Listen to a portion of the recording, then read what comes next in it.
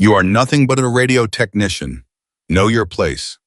Captain James Walker snatched Emily Carter's threat report off the desk, crumpled it slowly with one hand, and dropped it into the trash can. Then he turned to his pilots and laughed, and every man in that room laughed with him. Emily did not move, did not blink, did not say a single word, because she had seen that signal pattern before, in combat over enemy territory. The night she flew alone into hell and pulled 18 soldiers back from the edge of death, she knew exactly what was hiding in that desert corridor.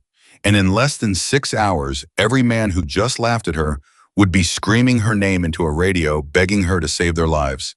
Please subscribe and drop your city in the comments right now. I want to see how far this story reaches. Emily Carter arrived at Edwards Air Force Base every morning at 5:45, not 5:50, not 5:46, 5:45 exactly. She parked her government-issued sedan in the same spot in the far corner of Lot C, the one with the broken yellow line and the cracked asphalt that nobody else wanted. She carried the same black thermos she had owned for 6 years, the one with the dented lid and the Air Force emblem that had mostly rubbed away. She walked the same path across the tarmac past the maintenance hangar, around the side entrance of the communications building, and she sat down at her station without saying a word to anyone. That was how Emily Carter started every single day, and that was exactly how the pilots of the 56th Fighter Squadron wanted it. To them, she was furniture. She was part of the base the same way the water cooler was part of the base, or the vending machine that jammed on the third button was part of the base, useful when they needed her, invisible the rest of the time. Her official title was Senior Communications Specialist, which meant she managed encrypted frequency channels, diagnosed signal disruptions, repaired broken headset arrays, and made sure that every single pilot in that squadron could hear and be heard the moment they climbed into a cockpit. It was technical work. It was precise work. It was exhausting work that required a level of focus most people underestimated. The pilots underestimated it completely. To them, Emily was the woman who fixed the radios. "Hey, Carter, my left earpiece is cutting out again." "Carter, we lost channel 7. Do something about it." "Radio girl, the encryption sync is off. Get it back on." That was how they spoke to her.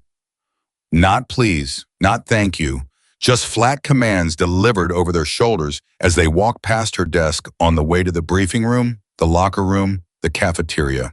She was a support function, a background process, something that ran quietly so that the real work could happen out front. Emily answered every request the same way. "Yes, sir, I'll take care of it."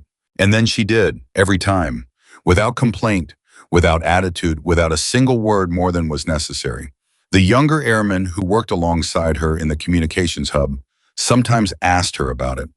Sergeant Tommy Briggs, 23 years old and still wide-eyed about everything, asked her once during a late-night maintenance shift how she handled being spoken to that way. Emily had looked up from the wiring harness she was soldering and blinked at him. "Handled what?" she said. Tommy opened his mouth, closed it again, and went back to his own work. He had noticed something in that moment that he could not quite name. It was not that Emily was unbothered exactly. It was more like she had placed herself somewhere the words could not reach her. Like there was a version of Emily Carter that existed behind her eyes, behind the quiet compliance and the steady hands, a version that was watching everything and saying nothing and waiting. Waiting for what Tommy did not know. He would find out soon enough. The 56th Fighter Squadron was one of the most decorated tactical training units on the West Coast. Captain James Walker commanded it with the kind of authority that came naturally to men who had never once doubted themselves.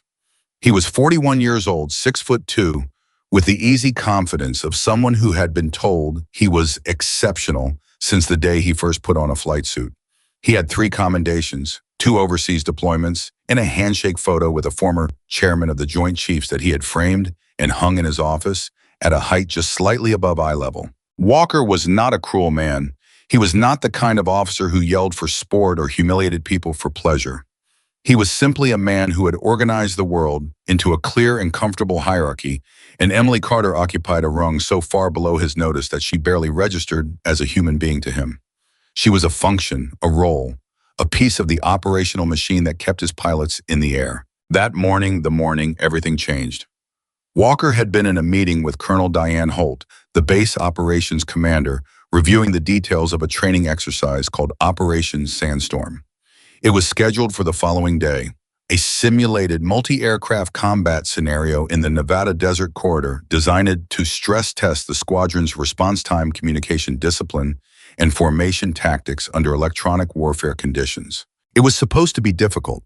That was the point. Push the pilots hard, expose weaknesses in the unit's coordination, and use the results to sharpen their readiness for actual deployment scenarios. Walker walked out of that meeting feeling the way he always felt after talking with Colonel Holt. Like he had been handed a challenge he was absolutely going to conquer. He pushed open the door to the communications hub without knocking the way he always did and tossed a mission data packet onto the counter beside Emily's workstation. Sandstorm brief is tomorrow at 0600, he said, not slowing down. Make sure every headset in the squadron is synced and operational, and fix whatever is wrong with the long-range monitoring array. It's been throwing ghost readings all week. Emily caught the packet before it slid off the counter. She looked at Ed, then she looked at Walker's back as he kept walking toward the door. Sir, she said. He paused. He did not turn around. The ghost readings on the long-range array, Emily said carefully. I've been looking at them. They're not a malfunction. Walker turned now, slowly, with the particular kind of patience that is not really patience at all. I'm sorry. The signal pattern, Emily said.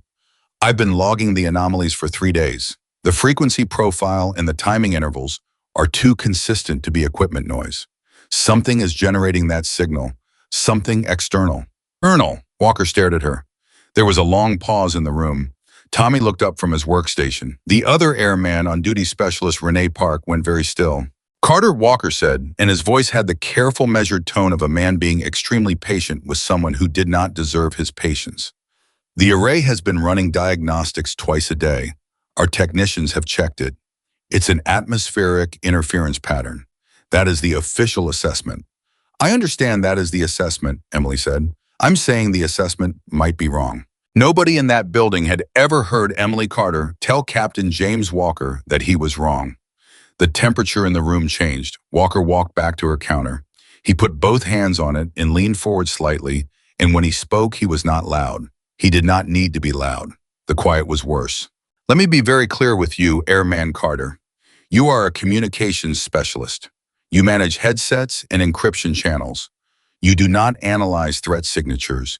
You do not assess radar anomalies. You do not question vetted mission intelligence.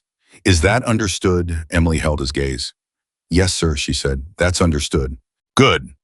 Walker picked up a copy of the mission packet from the counter, tucked it under his arm, and walked toward the door again. Fix the headsets. Have the array clean it up by 1700. That's all. The door swung shut behind him. Tommy let out a breath so slowly it was almost silent. Renee went back to her keyboard and pretended to be deeply interested in something on her screen. Emily looked down at the signal log she had been building for 3 days. 72 hours of anomaly data, frequency spikes at irregular but repeating intervals, emission patterns that did not match any known atmospheric phenomenon in the database she had spent her off hours cross-referencing. She closed the folder, she picked up a headset from the maintenance tray, and she got back to work. Because that was what Emily Carter did. She worked. She stayed quiet. She kept her head down. She had made that choice a long time ago in a hospital room in Germany, with her left arm wrapped in surgical dressing and a doctor telling her she would never fly again. She had made the choice to come back to the Air Force in a different role to serve in the only way her body still allowed her to serve. And she had accepted the terms of that choice, even when those terms included men like Captain Walker looking through her like she was glass. She had accepted it. What she could not accept was watching 20 pilots walk into something she recognized and doing nothing about it. So that night after her shift ended, Emily did not go home. She stayed at her workstation in the empty communications hub, the overhead lights humming softly, the base quiet outside the windows, and she worked. She pulled every piece of signal data the long-range array had collected over the past 30 days. She ran it through a spectral analysis program she had built herself over the past 2 years, a personal tool she had developed in her off hours because the standard Air Force diagnostic software was, in her professional opinion, about 15 years behind where it needed to be. She cross-referenced the emission patterns against a database of known electronic warfare signatures that she had compiled from declassified after-action reports, academic signal research, and 3 years of careful observation. At 11:42 at night, she sat back in her chair. Her thermos was cold. She had forgotten to drink from it for hours. On the screen in front of her was a clear and undeniable pattern. The signals embedded in the Nevada Desert Corridor. The signals that every official assessment had dismissed as atmospheric noise matched the emission profile of a layered electronic suppression system, the kind that was designed not to destroy aircraft but to blind them, to jam their warning systems, confuse their navigation, and create the conditions in which a perfectly capable aircraft became a helpless one. Someone had built a trap in the exact corridor where the 56th Fighter Squadron was scheduled to fly tomorrow morning. Emily sat with that information for a long time. She thought about Walker's voice, about the way he had leaned over her counter and said the word airmen like it meant something smaller than she was. She thought about the 20 pilots who called her radio girl without knowing or caring what that small, flat nickname erased. She thought about Lieutenant Ryan Mitchell. Ryan was 26 years old. He had graduated from pilot training 8 months ago and had been assigned to the 56th as his first operational posting. He was the youngest pilot in the unit, which meant the others tested him constantly, the way groups always test the newest and youngest member, pushing at the edges to see where the edges were. Ryan handled it by being louder and more confident than he probably felt, laughing at the right moments, taking the jokes without flinching, demonstrating every day that he belonged. Emily had watched him for 8 months without him ever really noticing she was watching. She had noticed that he was the only pilot in the squadron who ever said good morning to her by name. Not "Hey Carter," not "Radio Girl." He said "Good morning, Ms. Carter" every single time he passed her desk, with this quick, genuine nod that seemed completely natural for him and completely alien in that environment. She thought about Ryan Mitchell flying into that corridor tomorrow morning. She picked up her phone and called Colonel Holt's emergency contact line. It rang 4 times. It went to voicemail. She tried the base operations duty officer. She got a junior lieutenant who listened politely and told her that any concerns about mission intelligence needed to go through Captain Walker's chain of command. She called Walker's direct line. It rang 7 times. On the 7th ring, he picked up. "This better be a equipment failure," he said by way of greeting. "Sir, I need to report a threat analysis," Emily said. "I've been running extended spectral analysis on the long-range array data. The signal pattern in the sandstorm corridor is consistent with a layered electronic suppression system. I believe the exercise environment has been compromised." There was silence. Then Walker said very quietly, "Carter, it is 11:50 at night." "I know what time it is, sir." "The mission has been cleared by intelligence. The mission has been cleared by base operations. The signal anomalies have been assessed by 2 separate technical teams." "I know that, sir. I'm asking you to consider the possibility that—" "What I'm going to consider," Walker said, "is whether I need to have a conversation tomorrow about appropriate boundaries for communications personnel." "Are we clear?" Emily said nothing. "Are we clear, Carter?" "Yes, sir," she said. "We're clear." She set the phone down. She looked at the screen for another long moment. Then she did something she had not done in years. She opened a drawer in the bottom left of her desk, a drawer that was always locked that nobody on the base had ever seen the inside of. She took a key from around her neck, the key she wore every day under her uniform shirt, and she unlocked the drawer. Inside was a single photograph. It was old. The colors had shifted slightly toward yellow at the edges. It showed a woman in a flight suit standing beside an F-16 Fighting Falcon on a runway somewhere hot and bright. The woman was laughing at something off camera, her helmet under one arm, her hair loose, her whole body carrying that particular loose confidence of someone who is completely and utterly in their element. The woman in the photograph was Emily Carter. She was 24 years old in that photograph. She had been flying for 2 years. She had just returned from her first overseas deployment, and she was already being discussed in certain careful conversations in certain rooms she was not invited to, as one of the most naturally gifted tactical fighter pilots the Air Force had seen in a generation. She had not known that at the time. She had just known she loved flying the way some people love breathing. She looked at that photograph for a long time. Then she locked it away, tucked the key back under her shirt, and turned back to her screens. She spent the rest of the night building a complete threat assessment document. Every data point, point, every cross-reference, every piece of supporting analysis she had.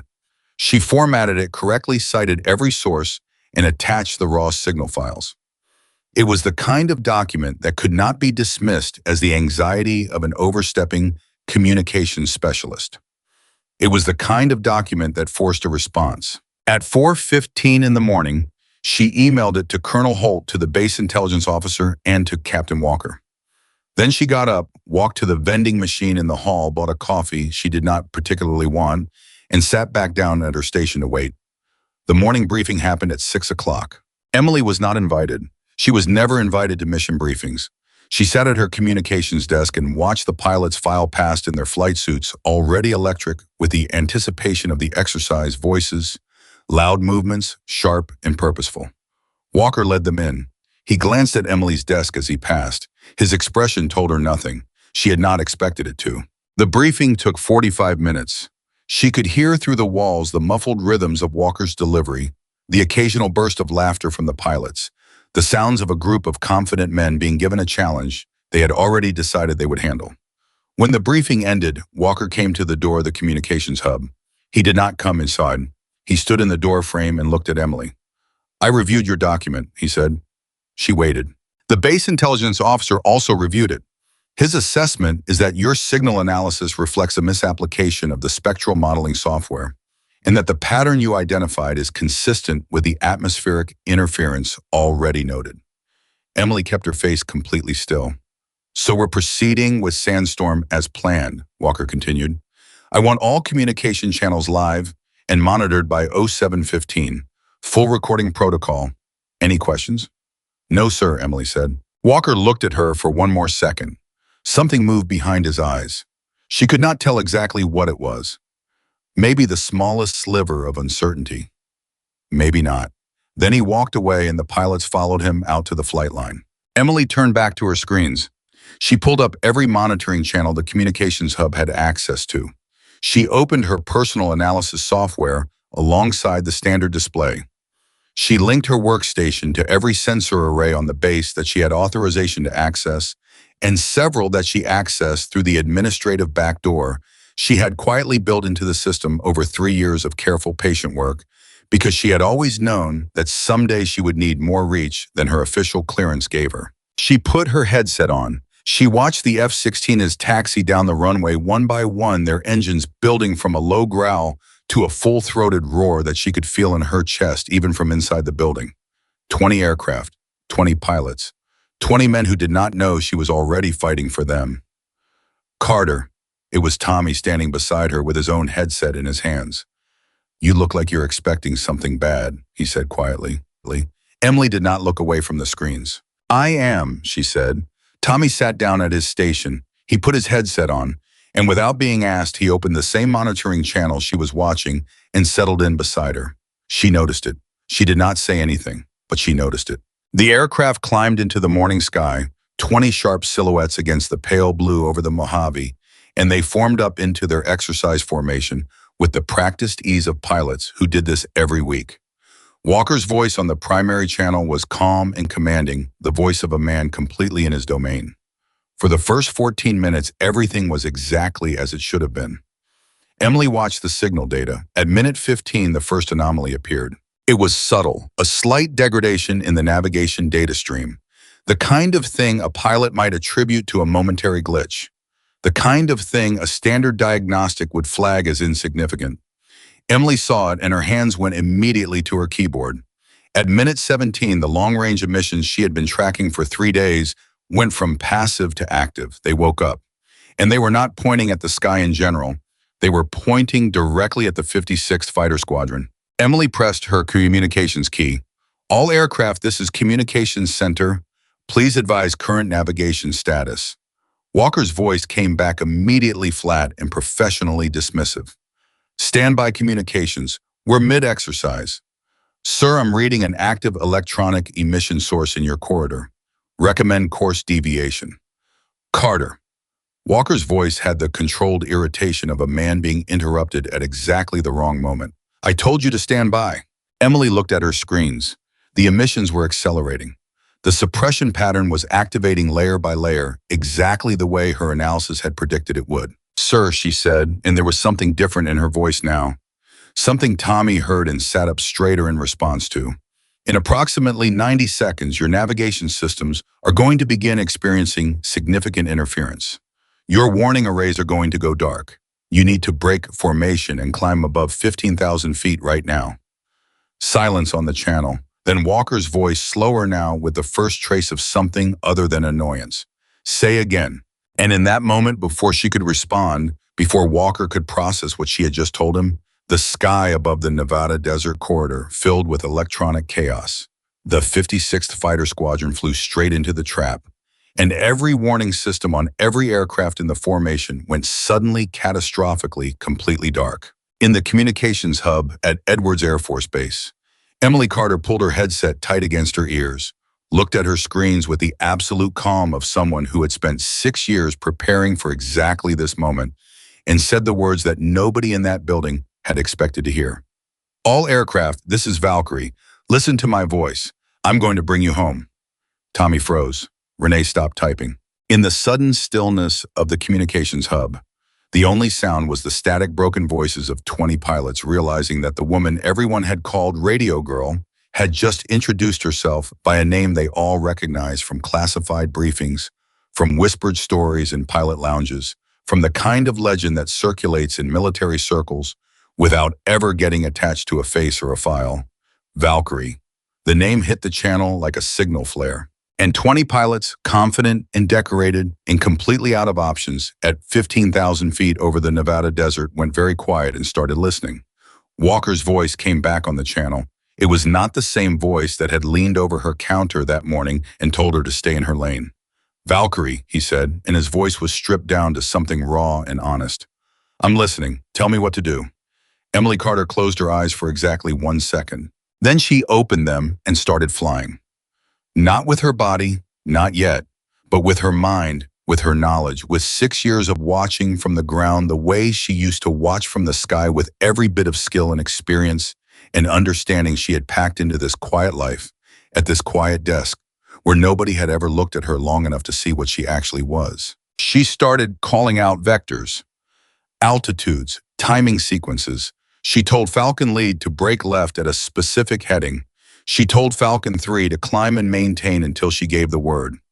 She told the entire formation to trust their instruments over their eyes, because what they were seeing on their screens was being manipulated, and she was working from a clean feed they could not access. The voices on the channel began to change. The panic ebbed. The training kicked back in, because pilots respond to authority, and for the first time in this crisis, there was an authority on the channel who knew exactly what was happening and exactly what to do about it. Emily worked. She worked the way she used to fly. Pure and total concentration. Situational awareness stretched across an entire squadron instead of a single cockpit.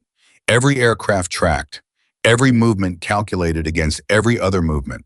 The suppression system was sophisticated, but she had already mapped it completely during her night of analysis, and now she was navigating around it with the precision of someone who had memorized every room in a burning building before the fire started. One by one, aircraft began to clear the interference zone. One by one, their systems came back in. Walker's aircraft cleared the zone at the 14-minute mark. He immediately began coordinating the remaining aircraft using the guidance Emily was providing. His voice had changed completely. There was no condescension left in it. There was only the focused, urgent professionalism of a pilot in a real crisis working with the best resource he had. 16 aircraft clear, 17, 18, 19, and then Ryan Mitchell's voice on the channel. "Valkyrie Falcon 9, my navigation is completely gone, and my hydraulics are reading critical. I'm at 9,000 feet and descending." Emily's hands stopped moving for exactly 1/2 of 1 second. Then they started again. "Ryan," she said, and she used his first name without thinking, which was not something she had ever done before, which was not something communications personnel were supposed to do, and she did not care at all. "I see you. Talk to me about your controls." "She's not responding the way she should," Ryan said, and she could hear the effort in his voice, the effort to sound steady when steady was getting harder. "I'm fighting her. Left aileron is sluggish." "Okay, listen to me. You're going to reduce throttle to 60% and switch to manual trim control. Do it right now. A pause. Doing it. When she responds, you're going to establish a glide angle of 8 degrees and you're going to maintain heading 270. Can you do that? Trying. Ryan, I need yes or no. Another pause. Shorter this time. Yes. Good, that's good. Stay with me. She worked him through the next 4 minutes with the calm and the precision of someone who had flown through worse. She watched his data feed on her screen and she talked him through every adjustment and she tracked his altitude and she calculated his options against the terrain below. And then his hydraulics failed completely and the aircraft stopped responding to his inputs. And Ryan Mitchell, 26 years old, said with remarkable steadiness, "Valkyrie, I'm going to have to eject." Emily looked at her screens. She looked at where he was. She looked at where the nearest safe extraction zone was. And she looked at what was between Ryan and that zone. She said, "Ryan, I want you to listen to me very carefully. When you eject, you're going to deploy your chute at 4,000 feet, not 3. You're going to use your survival radio to ping on frequency 247.6. And then you're going to stay right where you land and you're going to wait. Do you understand?" "Understood," Ryan said. "Miss Carter," she paused. "Yeah, tell me somebody's coming." And Emily Carter, who had spent 6 years being invisible, who had chosen quiet service over recognition, who had accepted every dismissal and every condescension and every radio girl because she had made a promise to herself to find another way to be useful, looked up from her screens at the pre-dawn light coming through the windows of the communications hub. "Somebody's coming," she said. "I promise." She took off her headset. She stood up. And she walked toward the door with the steady, purposeful step of a woman who had just made a decision she had been building toward for 6 years without ever quite admitting it to herself. Tommy's voice followed her. "Carter, where are you going?" She stopped with her hand on the doorframe.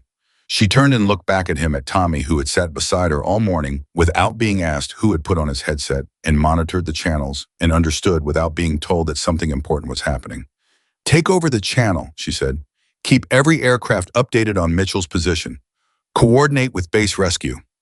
Tommy stared at her. "What are you going to do?" Emily looked at him for just a moment longer. "What I should have been doing," she said 5 years ago. And she walked out into the morning. Emily walked out of the communications hub, and the cold morning air hit her face like a warning. She did not stop walking. Behind her, she could hear Tommy already moving into the command chair, already pulling up the squadron channels, already doing exactly what she had asked him to do, without hesitation or question. She heard Renee's voice rise slightly as the monitoring screens began showing the cascade of system failures spreading through the formation like a virus. She heard the first broken transmissions from the pilots cutting through the static voices she had listened to every single day for 3 years. Voices that had never once spoken to her with anything resembling respect, now stripped of everything except raw, undisguised fear. She kept walking. The flight line was 200 yards from the communications building. She covered that distance in under 2 minutes, moving fast without running, because running draws attention, and she did not want attention yet. She wanted one thing. She wanted the hangar at the far south end of the line, the one that sat slightly apart from the others, the one that housed an aircraft that was officially listed in the base inventory as non-mission capable pending depot-level maintenance. She had known about that aircraft for 14 months. She had known about it the way she knew about everything on this base that the pilots never bothered to notice. Because the pilots looked at the flight line and saw their aircraft, the ones assigned to them, the ones they flew every week. Emily looked at the flight line and saw everything, including the things that were forgotten. The aircraft in the south hangar was an F-16D, a 2-seat trainer variant, tail number 87394. It had been pulled from active rotation 8 months ago after a compressor stall incident that had rattled the crew chief hard enough that he had written it up as requiring full engine inspection. The inspection had been completed 6 months ago. The engine had been cleared. But somewhere in the bureaucratic shuffle of the base maintenance cycle, the aircraft had never been formally returned to the active inventory. It sat in its hangar with a work order attached to it that nobody had closed out, which meant it was not on the flight schedule, which meant it was not being monitored, which meant that, to the operational side of the base, it essentially did not exist. Emily had been watching that aircraft for 14 months. She had inspected it personally. 17 times always during off hours, always logging her visits in the maintenance system under routine communications equipment checks, which gave her legitimate access to the hangar without anyone questioning her presence. She knew that aircraft's condition better than the crew chief who had written it up. She knew it was flight-worthy, she knew its systems were clean, she knew its fuel state from the last check, and she had done the mental arithmetic on that fuel state every single week. She knew exactly how far it could fly and exactly how long it could stay in the air. She had never let herself think about why she kept doing those calculations until this morning. The hangar door was the old manual type, the kind that slid on a track. Emily grabbed the handle and pulled, and the door rolled back with a deep metallic groan that seemed far too loud in the early morning quiet. She slipped inside. The F-16D sat in the half-dark, angular, and patient, the way fighter aircraft always looked at rest. Like something coiled. Like something that knew exactly what it was built for and was simply waiting for someone to acknowledge it. Emily stood in front of it for exactly 3 seconds. Then she grabbed the maintenance ladder from the wall and started climbing. She was doing a pre-flight check before she had consciously finished deciding to do one. Her hands moving across the surfaces from memory, from the deep muscle memory of 1,000 pre-flight checks on 100 different aircraft at a dozen different bases over the years she had spent in the sky. Her fingers found what they needed to find and reported back to her brain with the efficiency of a system that had never really switched off. Just gone dormant, just waited. The aircraft was exactly what she knew it would be. Ready. She climbed into the front seat. The cockpit settled around her like something remembered. The seat, the controls, the instrument layout. 6 years was a long time. 6 years was long enough to change a person completely. But some things do not change. Some things sit inside you at a level below. Memory, below conscious recall, at the level of pure physical truth. Emily settled her hands onto the controls and felt the 6 years collapse like they had never happened. She reached for the startup sequence. And then a voice behind her said, "What the hell do you think you're doing?" She did not startle. She turned her head slowly. Master Sergeant David Kowalski stood at the base of the maintenance ladder with his arms crossed and the expression of a man who had seen many surprising things in 22 years of Air Force service, but was genuinely unsure where to rank this particular one. Kowalski ran the maintenance section for the south end of the flight line. He was 53 years old, built like a retired linebacker, with a gray crew cut and hands that looked like they had been carved out of something dense and permanent. He had worked on F-16s for longer than some of the pilots in the 56th had been alive. He looked up at Emily Carter sitting in the cockpit of 87-0394, and his expression cycled through confusion, recognition, and something approaching alarm in about 4 seconds flat. "Carter," he said, "get down from there." "Sergeant Kowalski," Emily said, and her voice was calm in a way that was clearly doing something to him because he went slightly still. "I need this aircraft fueled and armed with a full countermeasures load. I need it now." Kowalski blinked. "You need it fueled and—" He stopped. "Carter, this bird is non-mission capable. It's not on any flight authorization. I don't have a work order for—" "The engine was cleared 6 months ago," Emily said. "The aircraft is flight-worthy. You know it, and I know it. The work order never got closed because Sergeant Delgado transferred to Nellis before he finished the paperwork, and nobody picked it up." Kowalski stared at her. "Ryan Mitchell just ejected over to Sector 7, Emily said. "His aircraft took a full suppression hit, and he lost hydraulics. He is on the ground in a live exercise area with no communication except his survival radio and no extraction option for at least 40 minutes because the rescue birds are repositioning from the north. I am the fastest option he has."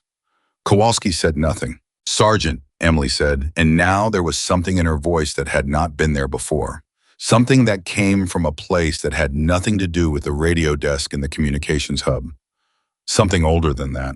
"I have flown this aircraft type for over 300 hours. I have combat time in this airframe. I know what I am doing, and right now there is a 26-year-old kid sitting on the ground in hostile exercise territory and the clock is running." Kowalski looked at her for a long time. His jaw worked once like he was chewing on something that would not go down easy.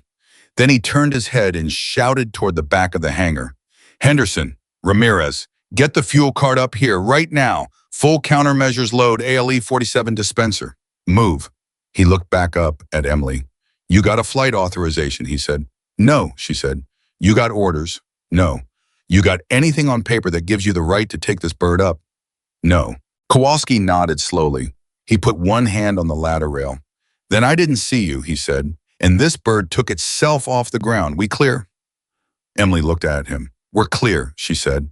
Kowalski turned away and started shouting instructions at his crew, with the focused urgency of a man who had made a decision and was moving forward with it at full speed, which was the only way David Kowalski knew how to do anything.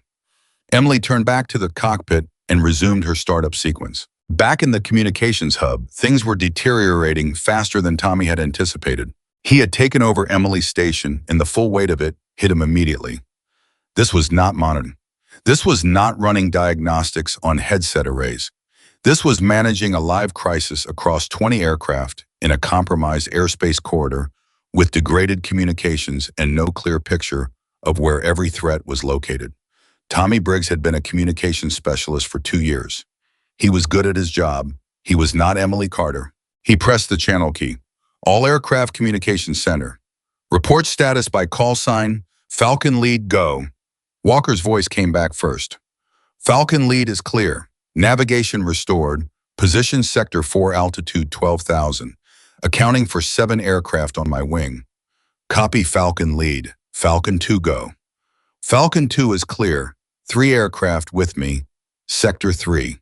They went through this call signs. 16 aircraft accounted for and clear of the suppression zone. 3 aircraft still inside the interference corridor fighting degraded systems. And 1 aircraft down, Lieutenant Ryan Mitchell, Falcon 9, ejected at 9,000 feet over Sector 7, approximately 11 miles northeast of the primary exercise boundary. Tommy pulled up the terrain map and his stomach dropped. Sector 7 was not a safe zone. It was designated as a simulated hostile area for the exercise, which meant it was seeded with ground-based electronic sensors and populated with evaluation personnel playing the role of opposing forces.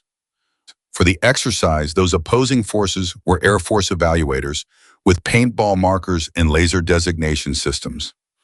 In a training context, getting captured by them meant a failing grade and a very uncomfortable debrief. But Ryan Mitchell was not just lost in a training exercise anymore. His aircraft had gone down with real hydraulic failure. He had made a real ejection, and the medical response team was 22 minutes out because the primary rescue helicopter had been positioned for a different scenario at the opposite end of the range. Tommy keyed his channel, Falcon 9 Communications Center. You copied the static, and Falcon 9, this is Communications Center. Ryan, do you copy? More static, then a burst of broken sound that resolved into a voice. Comms Falcon 9, I copy. I'm down. I'm okay. Tommy exhaled hard. Copy that, Falcon 9. Stay on this frequency. What is your status? I'm on the ground, Ryan said, and Tommy could hear him getting his breathing under control, could hear the physical effort of a man who had just ejected from a stricken aircraft and landed hard and was now taking inventory of himself. Chute deployed clean. I came down on a rocky slope. I've got a twisted ankle, nothing structural. My survival radio is working. I popped the beacon on 247.6 like she told me. Tommy stopped. Like who told you? A pause. Valkyrie, Ryan said, before she went off channel. She told me exactly which frequency to use. Tommy looked at the empty chair beside him, the chair where Emily had been sitting 40 minutes ago. Renee appeared at his shoulder. Tommy, I've got something. What? South hangar. Fuel card is active. Maintenance crew is working on 870394. Tommy turned slowly in his chair. That's the non-mission capable bird, he said. Renee said. Kowalski just submitted a maintenance status update. Aircraft is being returned to flight-ready status. She paused. Effective right now. Tommy sat very still for a moment. Then he made a decision. He picked up the internal base phone and called Captain Walker's emergency relay frequency. Walker answered in 4 seconds. Walker. Sir, this is Briggs in the communications hub. Mitchell is down and okay. Beacon is active on 247.6. Rescue is 22 minutes out. Copy. What else? Tommy hesitated for exactly 1 second. Sir, I think Carter is taking up 870394. Silence. Long silence. Walker's voice when it came back was different from any version of it Tommy had ever heard before. The command authority was still there, but underneath it was something stripped and raw. Is she qualified? Walker said. Tommy looked at Emily's empty chair. He thought about the locked drawer. He thought about the signal report that had been torn in half and thrown away. He thought about 3 years of watching her work and never once asking the right questions about who she actually was. Sir, Tommy said, I think she might be the most qualified person on this base. Another silence. Then Walker said, don't stop her. In the south hangar, the fuel cart finished its cycle and Henderson called out the load confirmation, and Kowalski looked up at the cockpit where Emily was running through her final pre-start checks with the methodical precision of muscle memory taking over from conscious thought. She's ready, Kowalski said. Countermeasures are loaded. Fuel is full. Radio is linked to the base frequency. Emily pulled her helmet on. It was not her helmet. It was a spare from the maintenance locker size for a male pilot, slightly too large. She adjusted the chin strap until it was firm enough to work with and pulled the visor down. Kowalski's crew had rolled the aircraft to the hangar entrance. Outside, the morning had brightened. The sky was the particular shade of clear blue that exists only in the Mojave at this hour, a blue so clean it almost hurt. Emily had not seen the sky from inside a cockpit for 6 years. She looked at it now through the canopy and felt something move through her that she had no word for. Something that was not quite grief and not quite joy, but lived in the same territory as both. She pushed the throttle forward. The engine answered. The sound of an F-16 engine at startup is not like other sounds. It begins as a whisper and builds through a series of registers until it becomes something you feel in your skeleton, something that communicates directly to the body's oldest instincts, the ones that recognize power and respond to it without consulting the brain. Emily felt it move through her and closed her eyes for exactly 1 second, and when she opened them, she was not the radio operator from the communications hub. She was Valkyrie. She keyed her radio. All aircraft, this is Valkyrie. I am airborne in 3 minutes. Falcon 9, I am coming to your position. Hold your beacon. Ryan Mitchell's voice came back immediately, and there was something in it that had not been there before. Not just relief, something more specific than that. The particular quality of a person who has been genuinely scared and has just been given a reason to believe that scared might not be the end of the story. Copy Valkyrie, Ryan said. I'm holding. Walker's voice came on the channel. Valkyrie, this is Falcon Lead. What do you need from us? Emily was already moving the aircraft toward the runway threshold. I need Falcon Lead and Falcon 2 to establish a cap pattern over Sector 7 at 15,000 feet, she said. Keep the corridor clear. If anything active shows up on your sensors that wasn't in the original exercise parameters, I want to know immediately. Copy that, Walker said. Falcon Lead is moving. And Captain, Emily said, a pause. Go ahead. When I get back, she said, you and I are going to have a conversation about that signal report. The channel went quiet for a moment, but then Walker said very quietly, yes, ma'am. Emily rolled onto the runway and did not stop. She pushed the throttle to military power, and the F-16D accelerated down the center line with the immediate savage urgency that had always felt to her less like acceleration and more like the world deciding to get out of the way. The runway fell away beneath her, and she was in the air climbing hard, the Mojave spreading out below in all its vast and indifferent geometry. She had not felt this in 6 years. She turned northeast and pushed the throttle further, and the aircraft responded with the eager precision of a machine that was built to do exactly this and had been patient about waiting. In the communications hub, Tommy and Renee watched the radar track appear on their screen, a single blip climbing fast, turning northeast, moving with a directness and purpose that looked different from training aircraft. It looked like someone who knew where they were going and was not interested in taking the scenic route. Tommy keyed his channel. Falcon 9 Communications Center. Valkyrie is airborne and on your heading. Estimated time to your position, 6 minutes. Ryan's voice came back. 6 minutes, copy that. A pause. Hey, Briggs, Ryan said. Yeah. Who is she? Who is Valkyrie? Tommy looked at the radar track crossing his screen. He thought about everything he had watched over the past 3 years and never properly understood. He thought about the locked drawer and the key worn under the uniform shirt and the signal report and the 72 hours of off-the-clock analysis and the way Emily had looked at the aircraft in that hangar like she was seeing something she had never stopped missing. She's Emily Carter, Tommy said. A long pause on the channel. The radio lady, Ryan said. Tommy almost laughed. It came out as something between a laugh and something else he could not name. Yeah, he said. The radio lady. Emily crossed into Sector 7 airspace at 11,000 feet and immediately dropped her altitude, coming down hard and fast, scanning the terrain below for the beacon signature. She found it in 40 seconds. A steady pulse on 247.6, exactly where she had told Ryan to put it, on a rocky slope about 400 meters east of a dry wash. She rolled the aircraft onto a descending pass and came in low enough to see the terrain clearly and to make herself visible to anyone on the ground who was paying attention, including the two evaluation teams that had, according to the exercise parameters, been assigned to Sector 7. She saw their vehicles the same moment she saw Ryan's beacon. Two trucks positioned at the north end of the dry wash, moving toward Ryan's position. In the exercise context, they were opposing forces executing a capture scenario. In the real context, they were two trucks full of Air Force evaluators who were about to complicate a genuine medical and recovery situation involving a pilot who had made a real ejection and was sitting on the ground with a real injury. Emily rolled in low over the trucks, very low, low enough that both trucks stopped moving. She keyed her radios to the exercise evaluation frequency. Attention Sector 7 evaluation teams, this is Valkyrie on operational emergency frequency. You have a real-world ejection in your area. Falcon 9 is a genuine downed pilot, not an exercise asset. I need you to hold your current positions and clear the approach corridor for extraction. Acknowledge. Silence for 3 seconds. Then a voice she did not recognize. Valkyrie, this is Sector 7 Evil Lead. Confirming real-world scenario. Confirming, Emily said. Real ejection, real injury, real extraction, pending. Your exercise scenario is suspended. Hold your positions. Copy, the voice said.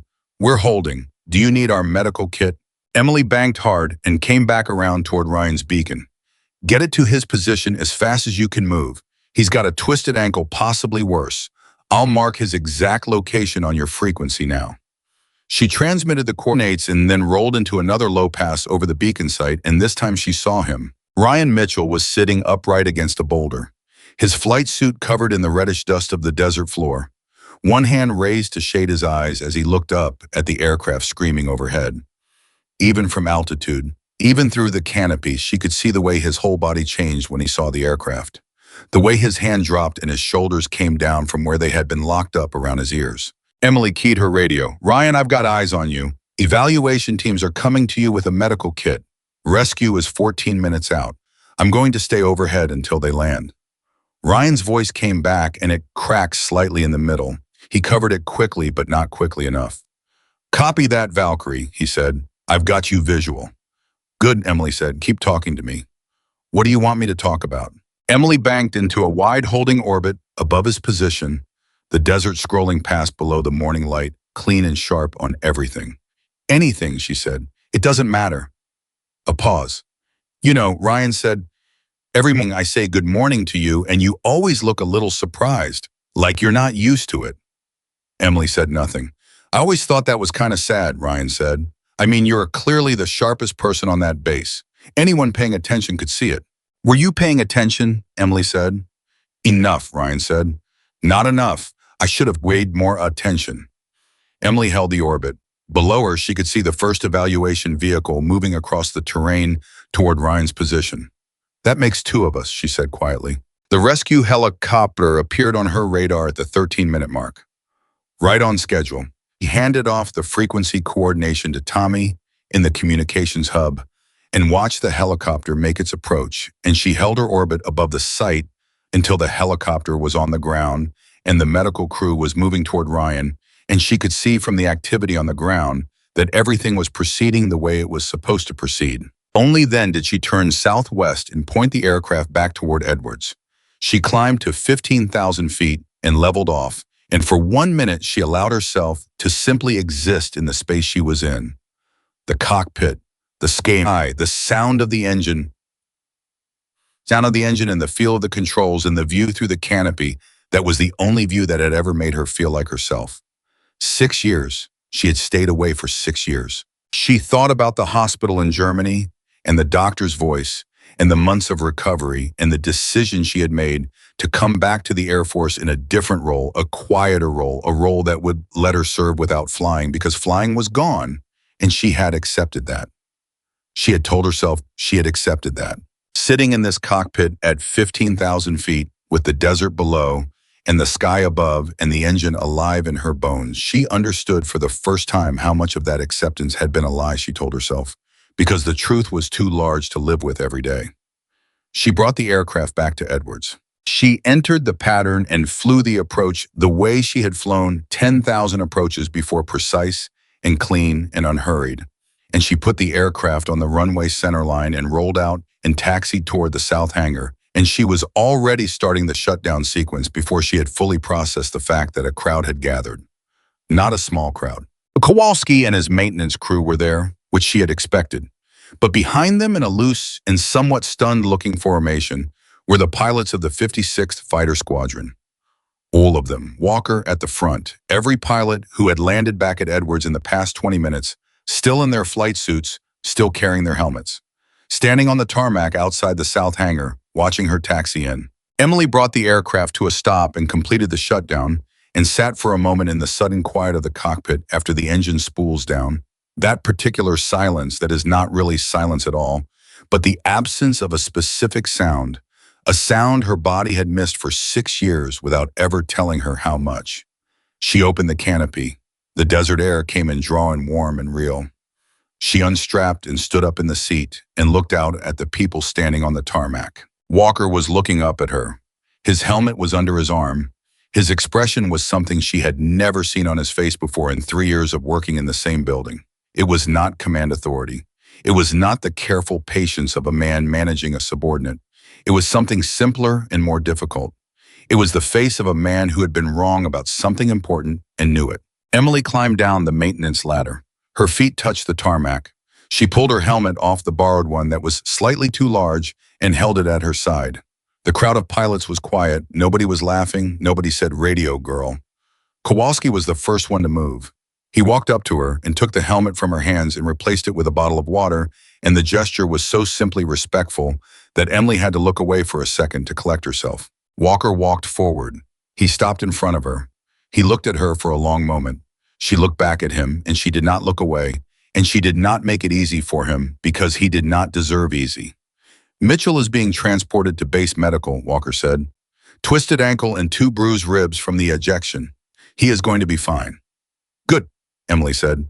Another pause. Walker's jaw worked the way Kowalski's had worked, the way men's jaws work when they are trying to fit a large truth through a small opening. "Carter," he said. "I owe you an apology," Emily said. Her voice was level, not angry, not particularly forgiving either, just level, just honest.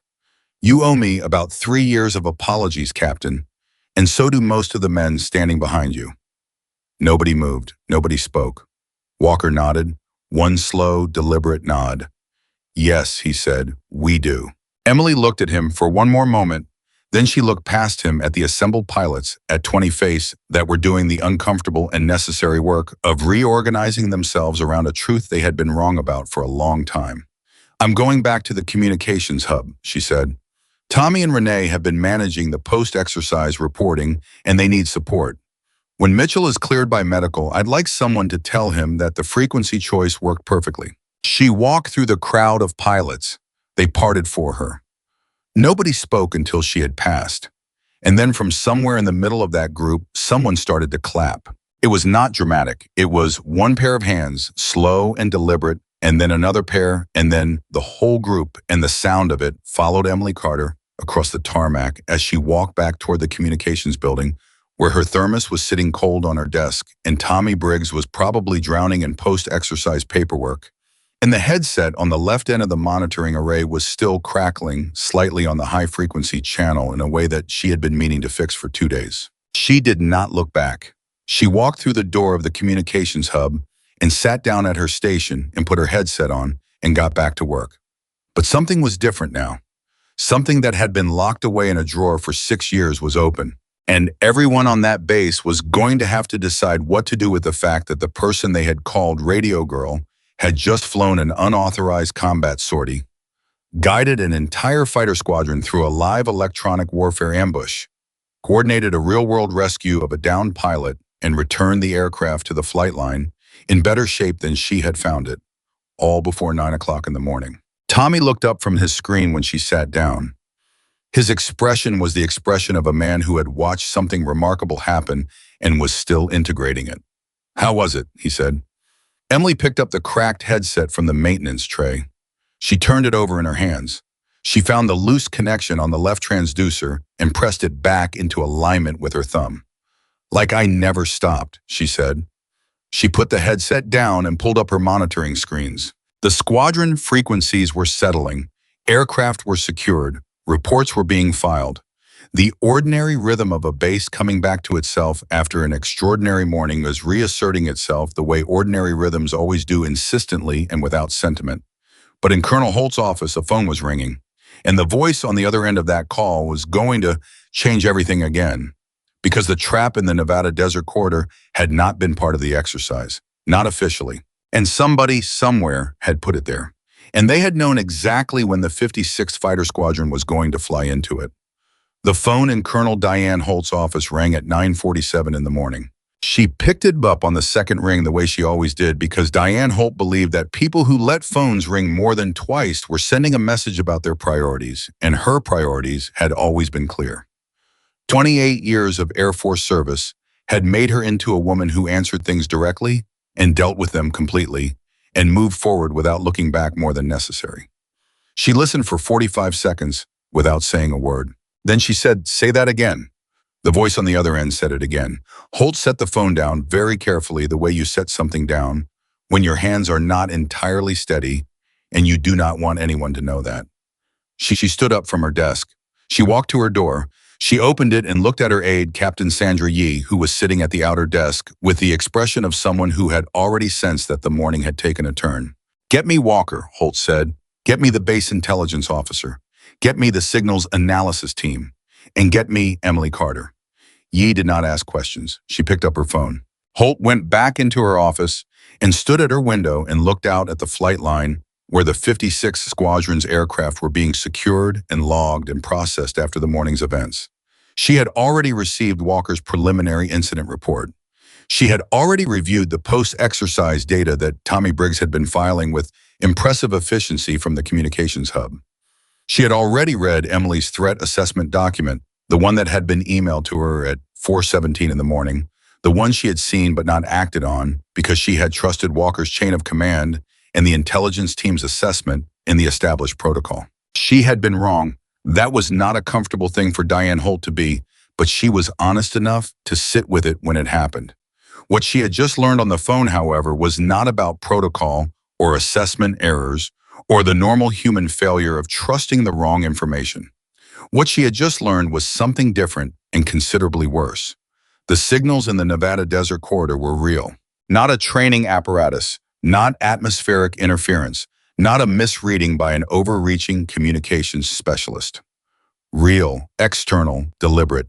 The signals had been placed in that corridor by a source that had no business being there, no authorization to be there, and every reason in the world to want 20 American F-16s flying into a blackout zone on a morning when their communications and navigation were guaranteed to be focused entirely inward on a training exercise. Holt looked at the flight line. She thought about 20 aircraft and 20 pilots and one woman at a communications desk who had seen it coming 3 days ago. She thought about the torn signal report.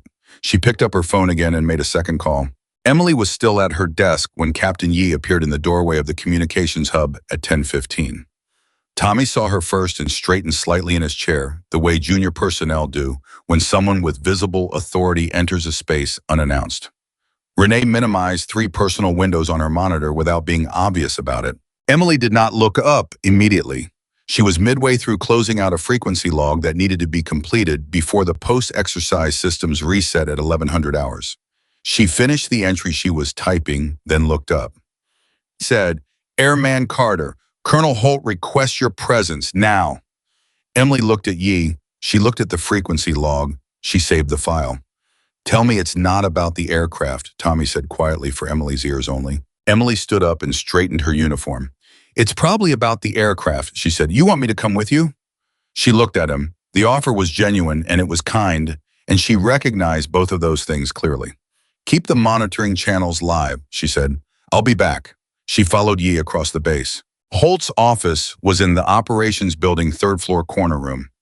Emily had been in it exactly once before during her initial assignment processing 3 years ago, when Holt had briefly reviewed her credentials and signed off on her posting. Holt had been efficient and polite and entirely forgettable in the way that commanding officers are forgettable when they are simply processing paperwork and not yet dealing with you as a person. Today was different. Emily walked into the office and found it full. Walker was there, standing to one side, his arms at his sides and his expression set in the careful neutral of a man managing his reactions. Major Gene Ferris, the base intelligence officer, was there seated at the conference table with a laptop open in front of him and the look of someone who had recently been proven wrong about something and had not yet finished deciding how to feel about it. Two people Emily did not recognize were standing near the window. Civilian clothes, the particular kind of civilian clothes that are meant to look unremarkable and somehow always achieve the opposite. Holt was behind her desk. She stood when Emily entered, which was not something ranking officers did for airmen as a general rule, and the gesture landed with a weight that Emily registered and did not respond to outwardly. Sit down, Carter, Holt said. Emily sat. Holt looked at her for a moment.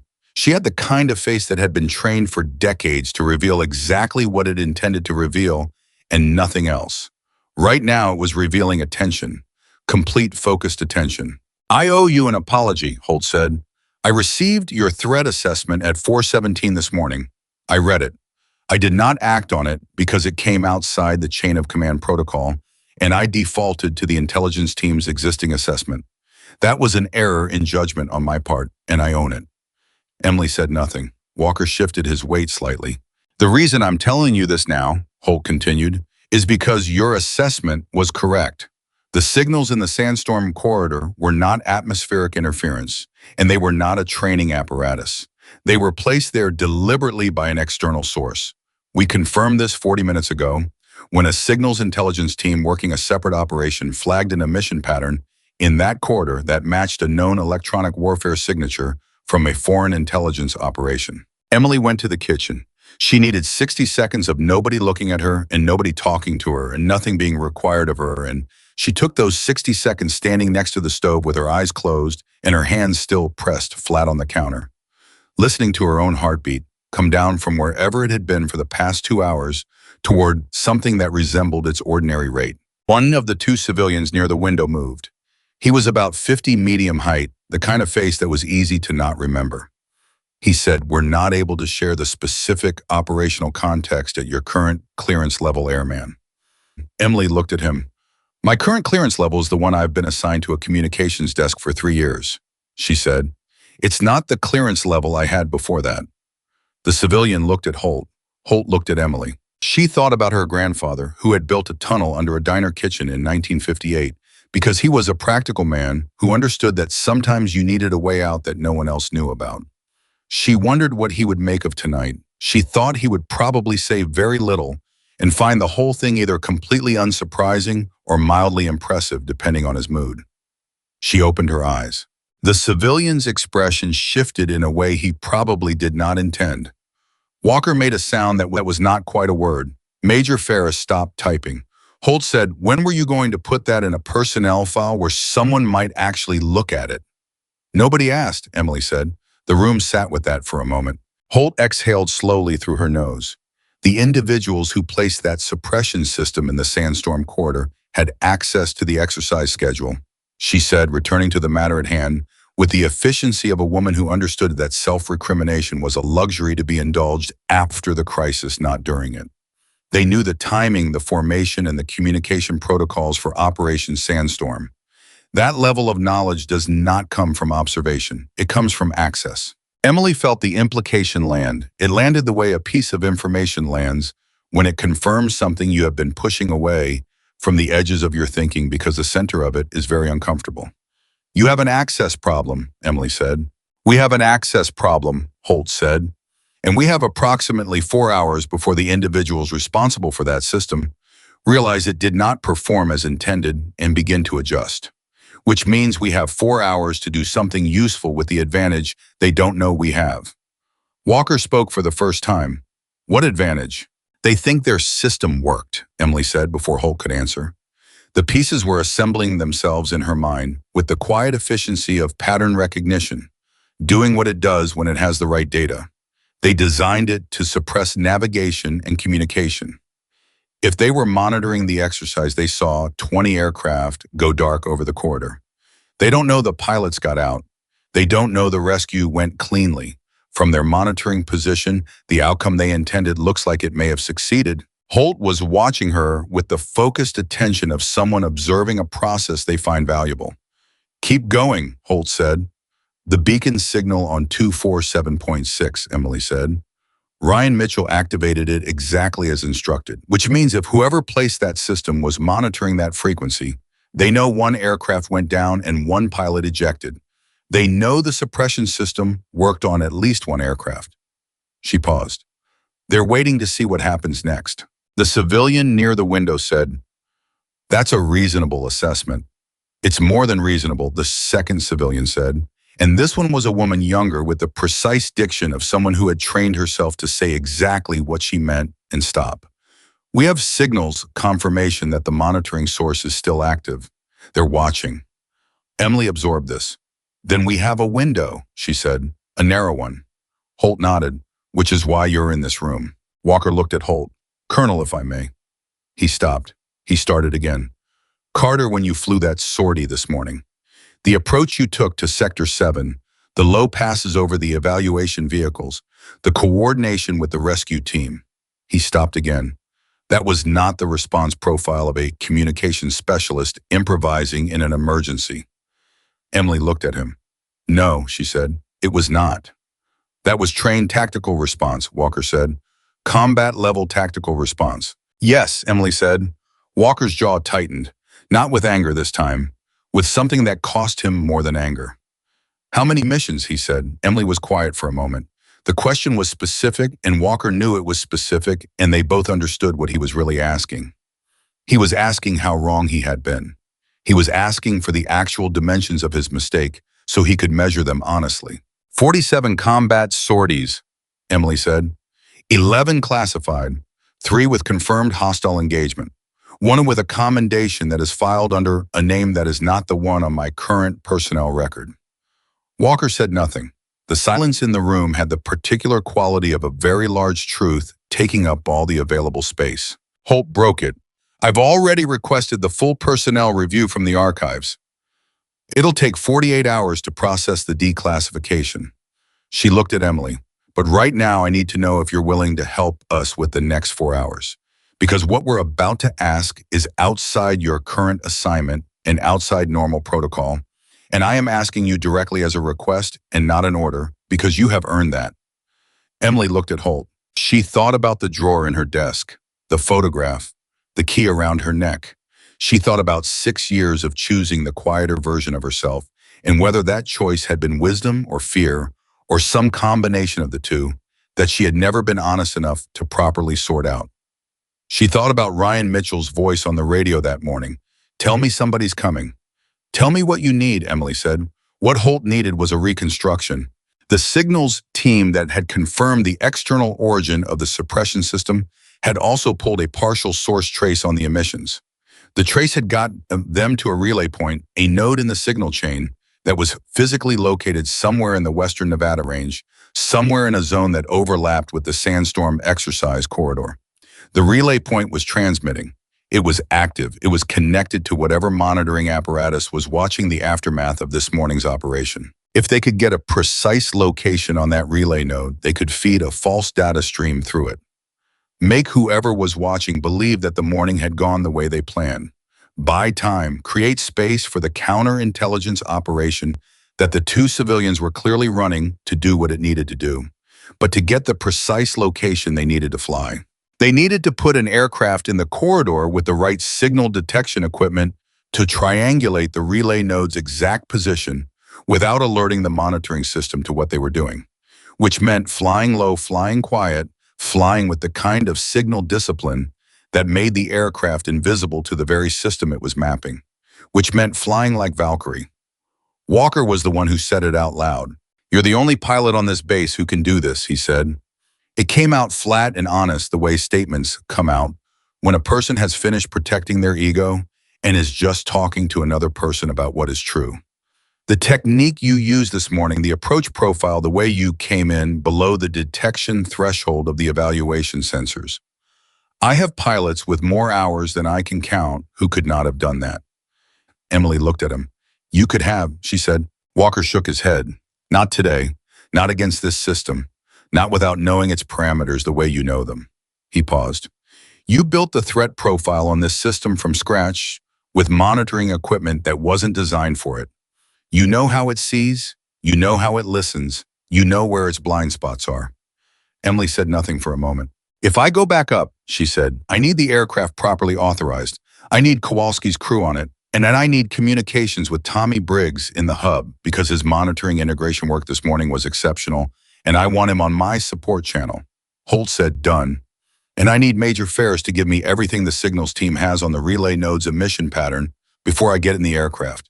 I'm not going up blind." Ferris, who had been sitting quietly at the conference table with the expression of a man processing a significant professional recalibration, looked up.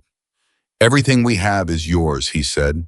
And then he said, "Carter, I reviewed your threat assessment this morning. The spectral modeling you used. Where did you learn that technique?" Emily looked at him. "I developed it," she said, "over the past 2 years. The standard diagnostic software doesn't have the resolution to distinguish the emission profiles I was tracking. So I built something that does." Ferris stared at her. "You built it," he said. "In my off hours," Emily said. "I had a lot of off hours." The civilian woman near the window said something quietly to the civilian man. Emily could not hear what it was, but both of them looked at her in a way that suggested the conversation they were having was not small. The briefing took 40 minutes. Ferris walked Emily through everything the signals team had captured: the relay node's emission signature, the frequency pattern, the timing intervals, the direction of the monitoring feed. Emily listened and asked precise questions and built the picture in her mind with the same systematic efficiency she brought to everything, the same efficiency that had always been there and had simply been applied for 3 years to headsets and encryption channels, because that was the job she had been given. When Ferris finished, Emily sat for a moment with her eyes closed. Then she said, "The relay node is mobile. It's not a fixed installation." Ferris looked at his laptop. "What makes you say that?" "The timing intervals you've described have a micro-variation pattern that is consistent with a power draw fluctuation from a vehicle-mounted generator. A fixed installation on shore power would have a cleaner cycle. The node is on a truck or a trailer, which means it can move." She opened her eyes. "Which also means the 4-hour window might be shorter than we think if whoever is running it gets nervous and decides to relocate." The civilian man said, "How much shorter?" "If they're monitoring the rescue frequency and they see organized extraction traffic, they might read that as a more successful rescue than they intended and start asking questions. If they start asking questions, they start moving. I'd estimate the window closes in 90 minutes, not 4 hours." The room absorbed this. Holt said, "Then we move now." Emily was on her feet before the words were finished. The second flight of the day was different from the first. The first flight had been personal. It had been the 6 years opening up and the woman inside them finally saying enough. It had been about Ryan Mitchell sitting on the ground in Sector 7 and a promise Emily had made on a radio channel in front of 20 pilots. She had needed to believe her. This flight was operational. Emily knew the difference. She had always known the difference. Some of her best flying had been the operational kind, the kind where the personal was set completely aside and the mission was the only thing in the cockpit, the only thing that mattered and the only metric by which every decision was measured. She had been good at that kind of flying too, maybe better at that kind. She suited up in the equipment room adjacent to the south hangar, using a flight suit that Kowalski had found in the supply locker, a woman's size, which meant someone had thought ahead or gotten lucky. She did not ask which. She pulled on the G suit and ran her hands over the fittings with the automatic efficiency of deep habit, and she did not let herself think about anything except the mission parameters. The aircraft was ready when she got there. Kowalski had added a signals detection pod to the centerline station, a modified version of the standard electronic warfare pod that the signals team had reconfigured in 40 minutes with the kind of focused technical work that happens when everyone in the room understands exactly how much is riding on it. Kowalski did the walk round with her, side by side, not briefing her, not checking her, just walking. The way crew chiefs walked with pilots they trusted. She noticed it. She did not say anything, but she noticed it. Tommy's voice came through her headset as she was strapping in.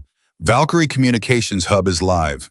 I've got your monitoring feed integrated. Signal analysis is running. Talk to me. Talk to me first, Emily said. What's the current status on the relay node emissions? Still active, Tommy said. Holding pattern. No change in the signal profile. They're watching and waiting. Good. Keep tracking. I want real-time updates every 90 seconds. Copy. And Carter. A brief pause. Renee says good luck. I say the same, but less gracefully. Emily almost smiled. Maintain frequency discipline, she said. I'll be on the primary channel. She rolled out of the hangar and onto the taxiway. The second takeoff was quieter than the first, cleaner. She was not running towards something this time. She was moving through a problem the way she had always moved through problems, systematically with full attention, with the particular kind of calm that is not the absence of adrenaline, but the learned ability to let it work for you instead of against you. She entered the corridor at low altitude and immediately went to passive signal mode, which meant she was receiving without transmitting, watching without being watched, moving through the electronic environment of the corridor, the way she had mapped it in her analysis. She knew where the suppression system's blind spots were. She had calculated them during her night of analysis and verified them during her first flight. She threaded the aircraft through those gaps the way you thread a needle, precise and patient. The signals detection pod began pulling data. Tommy, she said quietly, I'm getting emissions, bearing 273 from my current position. Copy that, Tommy said, cross-referencing. She banked gently, maintained altitude, let the pod keep pulling. Second bearing, as she said, 268 from this waypoint. Triangulating, Tommy said. She could hear him working the rapid focused efficiency that she had recognized in him from his first week in the communications hub and had never said a word about, because saying a word about it would have required acknowledging that she was paying attention. She banked again, a third position, a third bearing. Tommy said, I've got it. His voice had a quality in it that she recognized immediately. It was the voice of someone who has just seen a number come up and cannot quite believe the number. Tommy, she said, what's the position? He gave her coordinates. Emily processed them.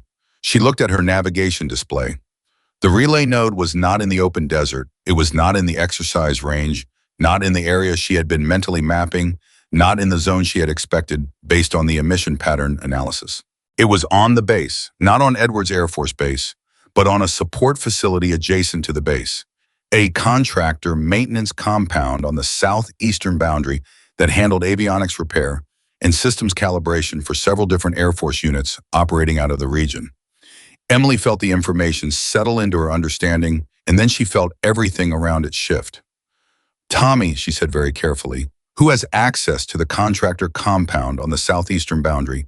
A pause. Running access logs now. Another pause longer.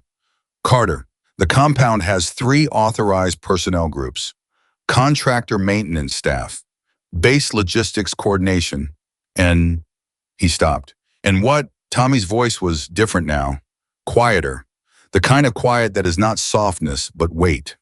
In base intelligence, he said, Major Ferris has standing access authorization for equipment calibration oversight. He's been in the compound 4 times in the past 30 days. Emily held the aircraft completely steady. She thought about Ferris in Holt's office. She thought about his face when she had described the spectral modeling technique. The way he had said you built it, as if the concept of her building something was what surprised him rather than the content of what she had built. She thought about the specific questions he had asked during the briefing, questions that had seemed like professional curiosity, but now with the coordinates of the relay node in her navigation display arranged themselves into a different shape entirely. She thought about who had access to the Sandstorm exercise schedule. She thought about the intelligence team assessment that had dismissed her threat report as a misapplication of spectral modeling software. The assessment that had come from Ferris. Tommy, she said, Do not under any circumstances communicate this position to anyone in the room with Colonel Holt right now. Do you understand me? Tommy's voice came back immediately. No hesitation, no question. Understood, he said. Get Renee on a separate line to Colonel Holt's personal cell, not the office line, her personal cell. Tell Renee to say that Valkyrie has the position and that Valkyrie needs to speak to the colonel privately before she lands. Doing it now, Tommy said. Emily banked the aircraft in a wide holding orbit above the corridor. She looked at the coordinates on her navigation display. She looked at the contractor compound below. She could not see it from altitude the way she could see people, but she knew it was there and she knew what was in it, and she knew that somewhere in the chain of people who had known about Operation Sandstorm and its timing and its formation protocols and its communication architecture, a thread ran from that knowledge to the compound below, and from the compound below to the suppression system that had almost killed 20 pilots this morning. She thought about Walker tearing her report in half. She thought about Ferris telling Holt that her spectral modeling was a misapplication of the software. She thought about 20 pilots flying into a corridor that had been prepared for them by someone who was sitting in a briefing room right now, acting like he was helping solve the problem he had created.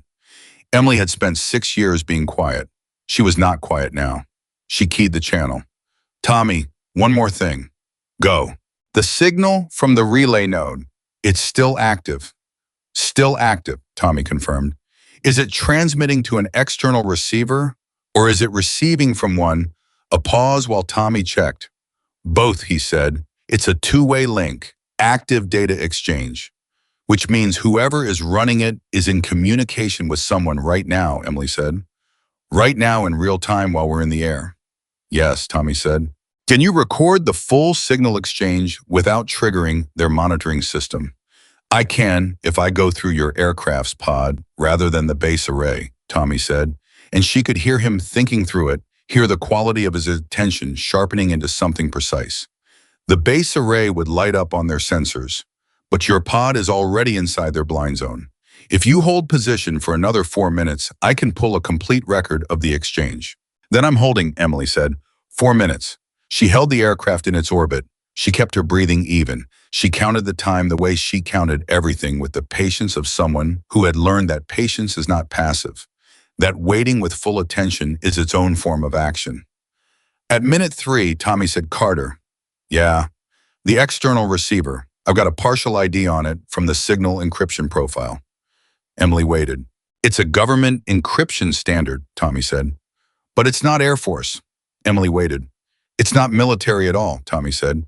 His voice was very careful now, the careful voice of a person handling information that is larger than they expected and doing so without dropping it. The encryption profile matches a standard used by a federal law enforcement agency. Specifically, he stopped. Tommy, Emily said.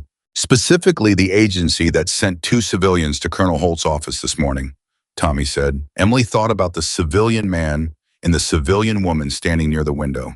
The ones who had not introduced themselves by name or agency. The ones who had been in that room when Ferris briefed her. The ones who had watched her with the specific attentiveness of people who were not there by accident. She thought about the way the civilian woman had said something quietly to the civilian man when Emily talked about building her own spectral modeling software. Tommy, Emily said. Record everything, all 4 minutes, full data capture. Already running, Tommy said. Emily looked at the sky around her. The morning had moved toward midday and the light had changed, and the desert below was its own vast, impatient presence, indifferent to the human drama being conducted at various altitudes above it. She thought about what she was holding. A relay node in a contractor compound with base intelligence access. A two-way signal link to a federal agency. A threat assessment that had been dismissed by the one person with the access and the motive to dismiss it. 20 pilots in a corridor that someone with inside knowledge had prepared for them. She thought about the photograph in the locked drawer, the woman laughing beside the F-16. She thought about what that woman would do with this information. She already knew the answer. That woman would land this aircraft, walk into Colonel Holt's office, put everything she had on the table, and let the truth do what truth does when you stop protecting people from it. Tommy said, 4 minutes, I've got it all. Emily turned the aircraft toward Edwards. Tommy, she said. Yeah, When I land, whatever happens next, I want you to know that you were the best wingman I've had in 6 years. A pause. You've been flying for 6 years, Tommy said. Not in the air, Emily said, on the ground. She pushed the throttle forward and pointed the aircraft home. And in Colonel Holt's office, a phone rang. Holt looked at the number. It was her personal cell, which nobody called during operations, without a reason that justified the breach of protocol. She looked at it for 1 second. She picked it up. She listened. She looked at Major Ferris. And her expression? One trained over 28 years to reveal only what it intended revealed something for just a moment that everyone in the room could see. She had not known, and now she did. Ferris read it on her face before she could close it down. He stood up. He knocked his chair back, and it hit the wall with a sound like a gunshot, and everyone in the room moved at once, and the two civilians near the window were suddenly not standing near the window anymore. And Walker, who had the reflexes of a man who had spent 20 years in fighter cockpits, put himself between Ferris and the door with a speed that surprised everyone, including himself. "Sit down, Gene," Walker said. Ferris looked at him. The room held its breath. And 6,000 feet above the Nevada desert, Emily Carter banked her aircraft onto final approach for Edwards Air Force Base, carrying in her signals pod 4 minutes of recorded data transmission that was about to rewrite everything everyone thought they knew about what had happened this morning and why. She lined up on the center line. She came in clean and straight and sure. She touched down exactly where she meant to. Walker did not move from the door. He stood there with his arms slightly away from his sides and his feet planted and his eyes on Ferris, and the thing that made it effective was not his size or his rank, but the absolute certainty in his face. 20 years of split-second decisions at 600 miles an hour had made Walker into a man whose body knew how to commit to a position before his brain had finished explaining why. He had committed to this one completely. Ferris looked at him. The room was very still.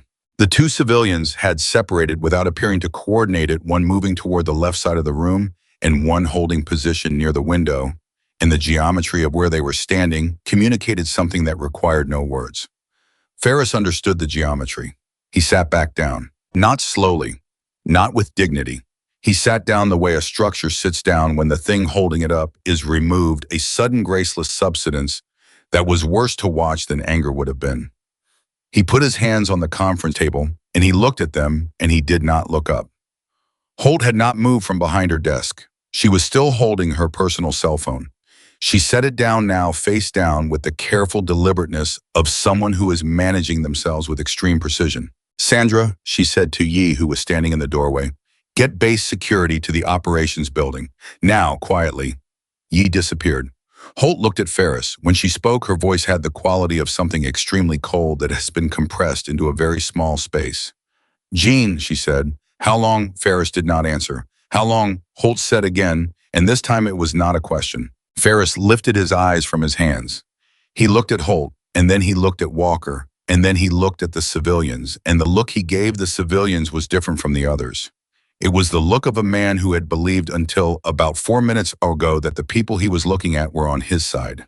"You need to talk to my lawyer," he said. The civilian woman said, "Major Ferris, at this point, the most useful thing you can do for yourself is give Colonel Holt a complete account of what you were asked to do and when and by whom. A partial account later is worth considerably less than a full account now." Ferris looked at her. "You said you were here to help," he said. His voice had gone flat and strange, like a frequency that has lost its signal. "We are here to help," she said. "The question is, help whom?" The door opened and 2 security personnel entered, and the room reorganized itself around that fact. And Holt stood up and walked around her desk and stopped in front of Ferris and looked down at him with an expression that contained 28 years of service and the specific grief of someone who has just discovered that a colleague they trusted was the hole in the hull. "Gene," she said very quietly, "those were my pilots up there." Ferris closed his eyes. He did not say anything. Holt stepped back. She nodded to the security personnel. She turned toward Walker. "Get Carter up here the moment she's on the ground," she said. "And someone get Ryan Mitchell on the phone. I want to know his condition directly." Walker was already moving. Emily taxied the aircraft into the south hangar at 11:43 in the morning and shut the engine down and sat for a moment in the receding sound of the spool down. Kowalski was waiting. His crew was waiting. The signals technician who had configured the detection pod was waiting with a data transfer cable already in his hand. Emily climbed down. Kowalski handed her the water bottle again, the same automatic gesture as before, and she took it this time and drank from it because she had not eaten or drunk anything since the cold coffee from the vending machine at 4 in the morning, and her body was starting to register this fact with some insistence. The pod data, Emily said to the signals technician, transfer it to a secure drive encrypted and give it to no one except Colonel Holt personally. No one else. If anyone else asks for it, call me first. The technician looked at Kowalski. Kowalski said, "You heard her." The technician moved. Walker appeared at the hangar entrance at a pace that was technically not running, but was everything except running. He stopped when he saw Emily, and the relief in his face was momentary and genuine, and he covered it quickly with purpose. "Holt wants you now," he said. "Ferris is in custody." Emily looked at him. "The civilians?" "Still in the building," Walker said. "Holt is managing it." "What's Ryan's condition?" Walker's expression shifted slightly. "I was about to call medical. He's been asking about you." Emily absorbed this. "Tell me on the way." They moved across the base at speed, Walker giving her what he knew in short, efficient sentences, the way he would brief a pilot. No wasted words, chronological order, key facts up front. Ferris had not spoken since the security personnel arrived. The civilians had made 2 calls from Holt's office using their own encrypted devices and had not shared the content of those calls. The signals team had confirmed that the relay node in the contractor compound had gone dark at 11:31, 12 minutes after Emily had begun her triangulation passes, which meant someone had either panicked or been warned. "Warned by whom?" Emily said. Walker looked at her sideways as they walked. "Holt is working that question. If the node went dark before my pod finished recording, we may have an incomplete data capture," Emily said. "How incomplete?" "Tommy will know. I need to talk to Tommy." Walker pulled out his phone and dialed without breaking stride and handed it to Emily while it was still ringing. Tommy picked up on the first ring. "Carter." "The node went dark at 11:31, Emily said. "What did the pod capture before cutoff?" 3 minutes and 42 seconds of full data exchange, Tommy said. "It's not the 4 minutes we wanted, but it is enough. I've already run a preliminary decode on the signal structure. The transmission was encrypted, but the metadata is readable, and the metadata is..." He stopped. "Tommy." "It's significant," he said, choosing the word carefully in the way that people choose words when they are on an open phone line and are not entirely sure who is listening. "Very significant. The kind of significant that explains some things that didn't make sense before." Emily understood the caution. "I'm coming to you," she said. "Don't transmit it. Don't share it. Keep it on your local drive." "Copy," Tommy said. She handed the phone back to Walker. He ended the call and looked at her. "How bad?" he said. Emily thought about what Tommy had not said. "I don't know yet," she said, "but I think today was not supposed to be the end of it. I think today was supposed to be the beginning." Walker said nothing for 3 steps. Then he said, "The beginning of what?" Emily looked at the operations building ahead of them. "That's what we're about to find out," she said. The communications hub looked different when Emily walked in at noon. It was the same room, the same equipment, the same slightly buzzing overhead light above Renee's station that Emily had been meaning to replace for 2 months.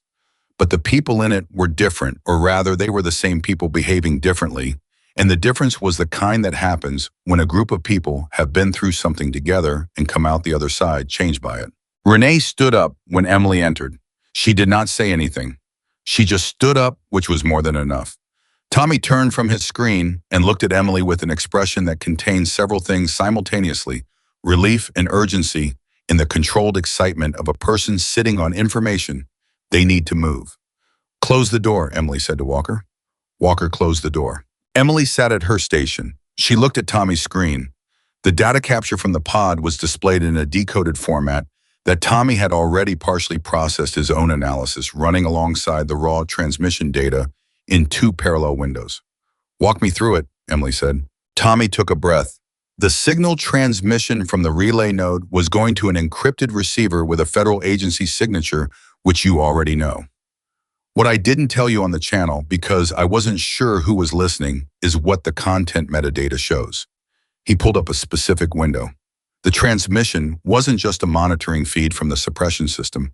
It was a data package, a structured data package containing information about the 56th Squadron's upcoming operational deployment schedule. The room went quiet in a specific way. Walker said, "Say that again." "The relay node was transmitting our deployment schedule," Tommy said. "Not just the exercise today. The next 60 days of operational assignments. Destinations, formation, compositions, mission, parameters." He looked at Emily. Whoever designed the suppression system in the corridor wasn't trying to take down the squadron. They were using the exercise as cover for a data extraction. The suppression system creates chaos. The response to the chaos creates communication traffic. And buried in that traffic is a data package that rides out on the rescue and recovery frequencies, because those are the channels that go to the most receivers and are the hardest to monitor in a crisis. Emily looked at the screen. She looked at the transmission structure Tommy had decoded. She thought about what the morning would have looked like if she had not been watching the signals. 20 aircraft going dark, a real ejection, a real rescue, a tremendous amount of communication traffic across multiple channels as the base responded. And buried in all of it, riding out on the frequencies, that everyone was too busy to monitor carefully a clean data package going to a receiver that was not supposed to have it. It was elegant. She hated that it was elegant. "The data package," Emily said. "What's the classification level of the deployment information?" Tommy looked at her. "Top secret," he said. "Compartmented." Walker put his hand flat on the edge of Tommy's workstation. He leaned on it. He was very still for a moment. "Ferris had access to that information," Walker said. "It was not a question." "Base intelligence has routine access to operational deployment schedules for operational security review," Emily said. "Yes, he had access. And he built a system to extract it and transmit it out during the chaos of an exercise he knew we were running," Walker said. "He didn't build it," Emily said. "The suppression system is too sophisticated for a single base intelligence officer to construct. He facilitated access. He provided the schedule, the formation details, the communication protocols. He got the system into the corridor by flagging the contractor compound for equipment calibration work that he personally authorized. Someone else built the system and placed it." She looked at the transmission metadata again. "And that someone else," she said, "is whoever was on the receiving end of this data package." Tommy said, "Which is where it gets more complicated." Emily looked at him. "The receiving end," Tommy said, "is not a foreign signal. The encryption profile I identified is federal, but the specific encryption variant is one that was deprecated 2 years ago. A current federal agency would be using the updated standard. Someone with access to the old standard who knew the keys is using it to look like a legitimate federal receiver." Walker said, "Which means the 2 civilians in Holt's office might not be who they say they are," Emily said. The sentence landed in the room like something physical. Renee said very quietly, "Oh no." Emily was already standing. "Tommy, copy everything to a secure drive right now. Encrypt it with your personal key and give it to me. Do not connect to any network. Physical transfer only." Tommy was already moving. "On it." "Walker," Emily said, "how many people know those 2 civilians are in Holt's office?" "Everyone who was in the briefing this morning," Walker said. His voice had the quality of a man running calculations very fast. "Holt's aide, me, you, the security personnel. Does Holt know to be careful with them?" Walker picked up his phone. He dialed. He put it to his ear. He waited and waited and waited. "She's not picking up," he said. Emily looked at the door. "Move," she said. They went across the base at actual running speed this time, with no pretense of anything else, and people on the walkways moved out of the way with the instinctive responsiveness of individuals who recognize that something urgent is happening and that the best contribution they can make is to not be in the way. Walker tried Holt's office line as they ran. No answer. He tried Yee's line. No answer. He tried the security personnel who had been sent to the operations building. The call connected, and the voice that answered was not the security personnel he had dispatched. Walker stopped running. He grabbed Emily's arm. She stopped. He held the phone between them so she could hear. The voice on the security channel said, "This is Edwards' security operations. We have a situation in the operations building. We need all available personnel to report to." The call cut out. Walker and Emily looked at each other. She said, "How many entry points to Holt's office?" "Main door through the outer office. Emergency exit at the back of her private office." "That's it." Security personnel count in the building right now. I sent 2. There should be a desk officer on the ground floor. Maybe 1 more on patrol rotation. Emily was already moving again. Get everyone you trust on a channel, she said. Not the main base frequency, your personal encrypted channel, the one your pilots use for formation check-ins. Walker hit his radio as he moved. All Falcon elements, this is Falcon Lead Personal Channel 7 now. They came through the operations building entrance at 12:19, and the ground floor desk officer looked up with the expression of someone who had been expecting this exact development for the past several minutes. Colonel's office, Emily said. What's happening? 2 of the visitors exited the building at 12:07, the desk officer said. 1 is still upstairs with the colonel. Security personnel are with them, but the colonel's communications have been isolated. Her office line and cell are both showing as active, but not connecting externally. Someone cut the relay. Emily looked at Walker. Walker said Ferris. She shook her head. Ferris is in custody, but Ferris had an office in this building with access to the communications relay panel. She thought for 3 seconds. Where is the relay panel for this floor? Maintenance corridor off the 2nd floor landing, the desk officer said. Emily went up the stairs at speed. The maintenance corridor was narrow and lit by a single strip of fluorescent light, and it smelled of old wiring and cleaning fluid. The relay panel was at the far end, a gray metal box the size of a filing cabinet drawer. Emily had it open in 6 seconds because she knew every communications relay panel configuration on this base, and she knew exactly which breaker to look at. The external relay for the operations building, the 3rd floor, had been manually switched to loop mode. Every call going in or out of Holt's office was being intercepted and redirected back to an internal receiver. The setup was technically straightforward and required knowing exactly which relay to touch and having the access code to the panel, which meant it had been done by someone with legitimate building access and communications knowledge. Emily reversed the relay. She reset the loop. She closed the panel. She keyed her radio. Walker, communications are restored. Try Holt now. A pause. Holt's voice came on Walker's channel 10 seconds later. It was tight and controlled and missing none of its authority. Walker, situation update. Colonel, Walker said, we have Carter with me. We're on the 2nd floor. What's your status? I have 1 visitor remaining in my office, Holt said. The other 2 left at 12:07. The remaining individual has been cooperative. He's been explaining why his colleagues left and what they were actually here to do. A pause. I need Carter and you up here immediately. The man remaining in Holt's office was the one Emily had mentally categorized as the easy-to-forget face. He was sitting at the conference table now without the studied casualness of someone performing a role. He was sitting the way people sit when they have made a decision about something and are living in the aftermath of that decision with their full attention. His name, he said, was Garrett Marsh. He was a federal investigator attached to a joint task force that had been running for 14 months. The task force had been investigating a network of information brokers operating within the American military and intelligence community. People who had access to sensitive operational data and who had been selling that access to a range of buyers, some foreign and some domestic. Ferris had been on their radar for 8 months. The suppression system in the corridor was not Ferris's operation. It was a test. The task force had allowed it to proceed in a controlled environment with the intention of catching the data, extraction in progress, and tracing it to the receiving end. Holt said, you allowed my pilots to fly into a live electronic warfare system. Marsh said, the system was designed to suppress, not destroy. The aircraft were not in physical danger. Walker said, one of my pilots ejected. Marsh's face did something complicated. That was not anticipated.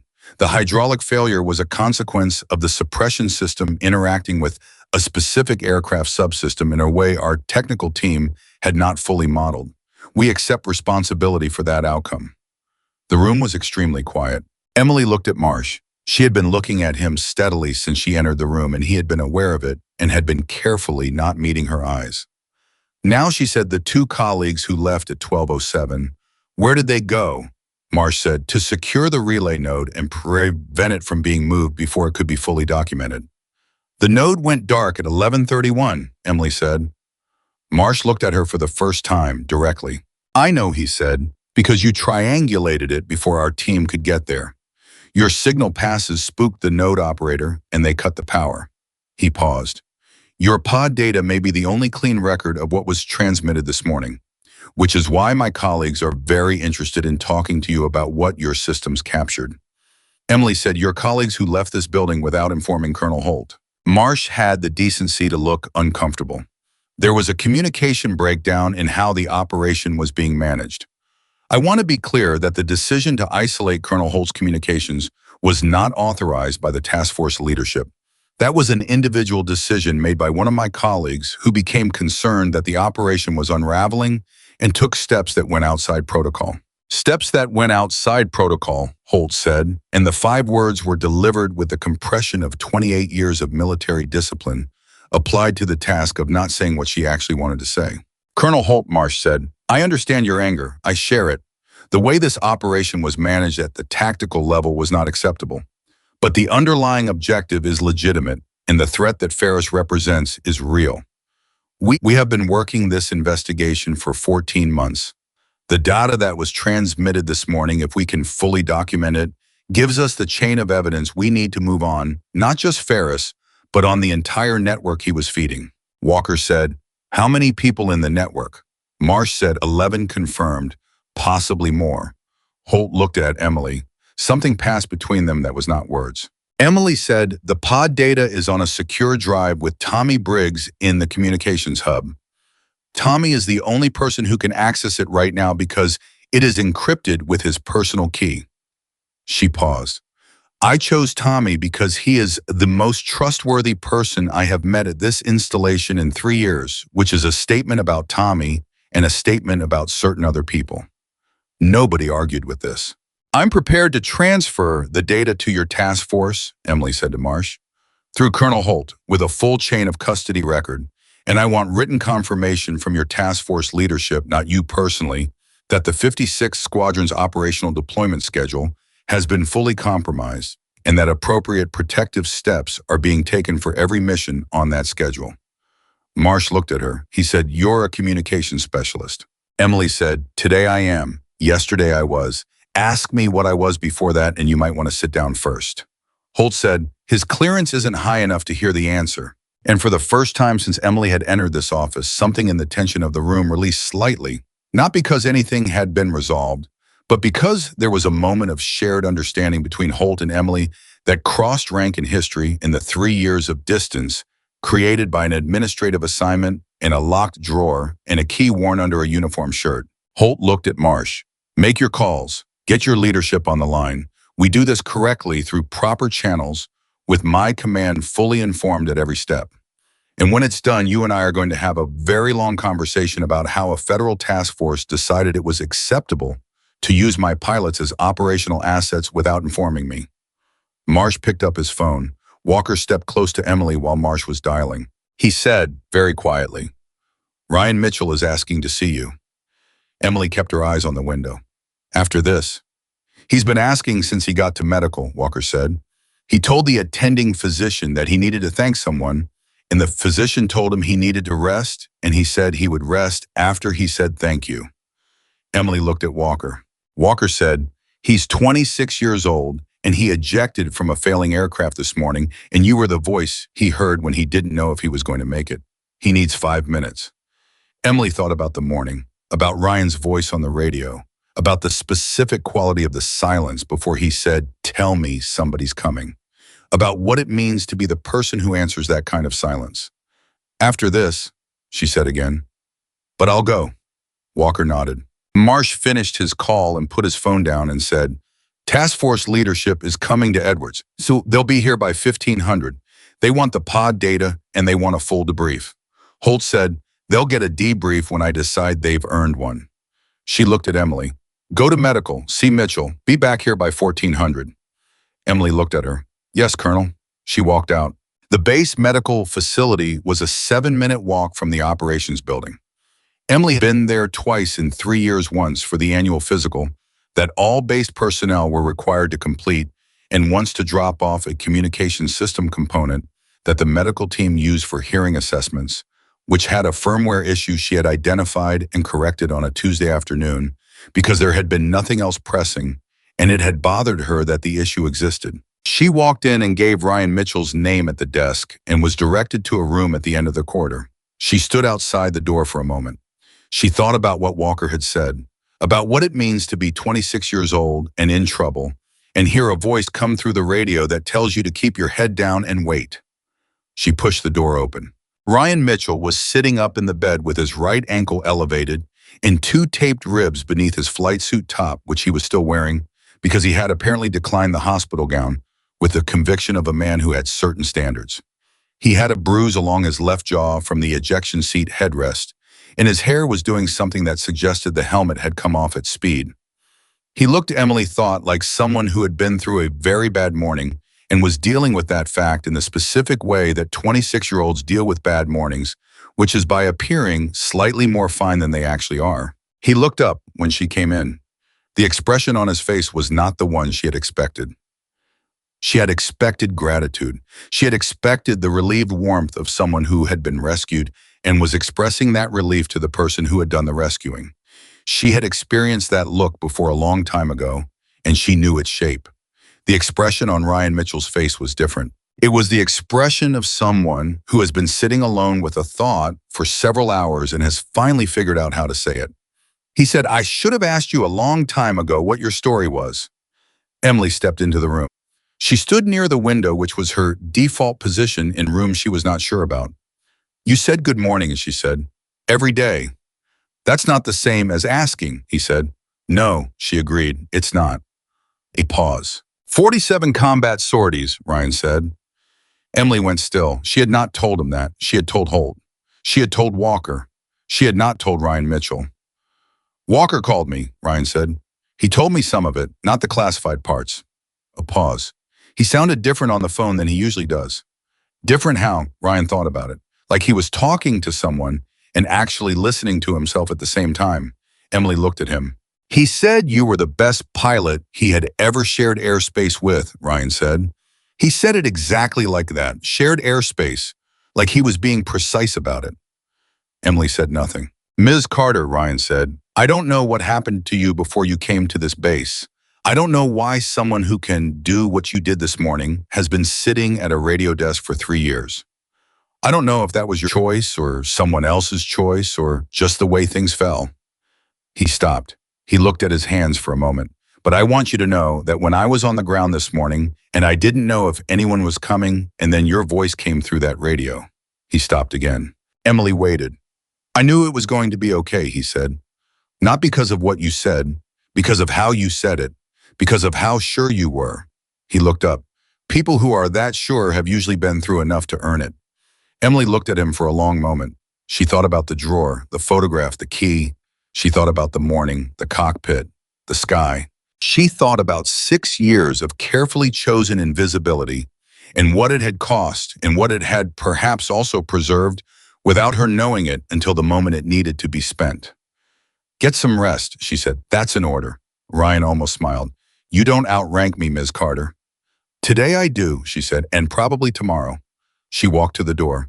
"Ms. Carter," Ryan said. She paused. "Thank you," he said, "for coming." Emily stood in the doorway for just a moment. "Somebody had to," she said. She walked back out into the afternoon. In Colonel Holt's office, Marsh was on his second call with task force leadership. In the south hangar, Kowalski was logging the F-16D back into the active inventory with the kind of satisfaction a man feels when something that has been wasted is finally being used correctly.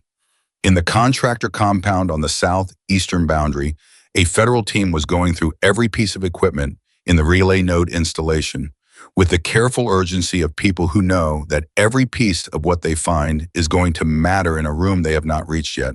And in the communications hub, Tommy Briggs was sitting at his station with a secure drive plugged into his machine and a data capture that was about to unwind 14 months of carefully constructed deception. He was waiting for Emily to come back. He kept the channel open. He kept the monitoring screens live.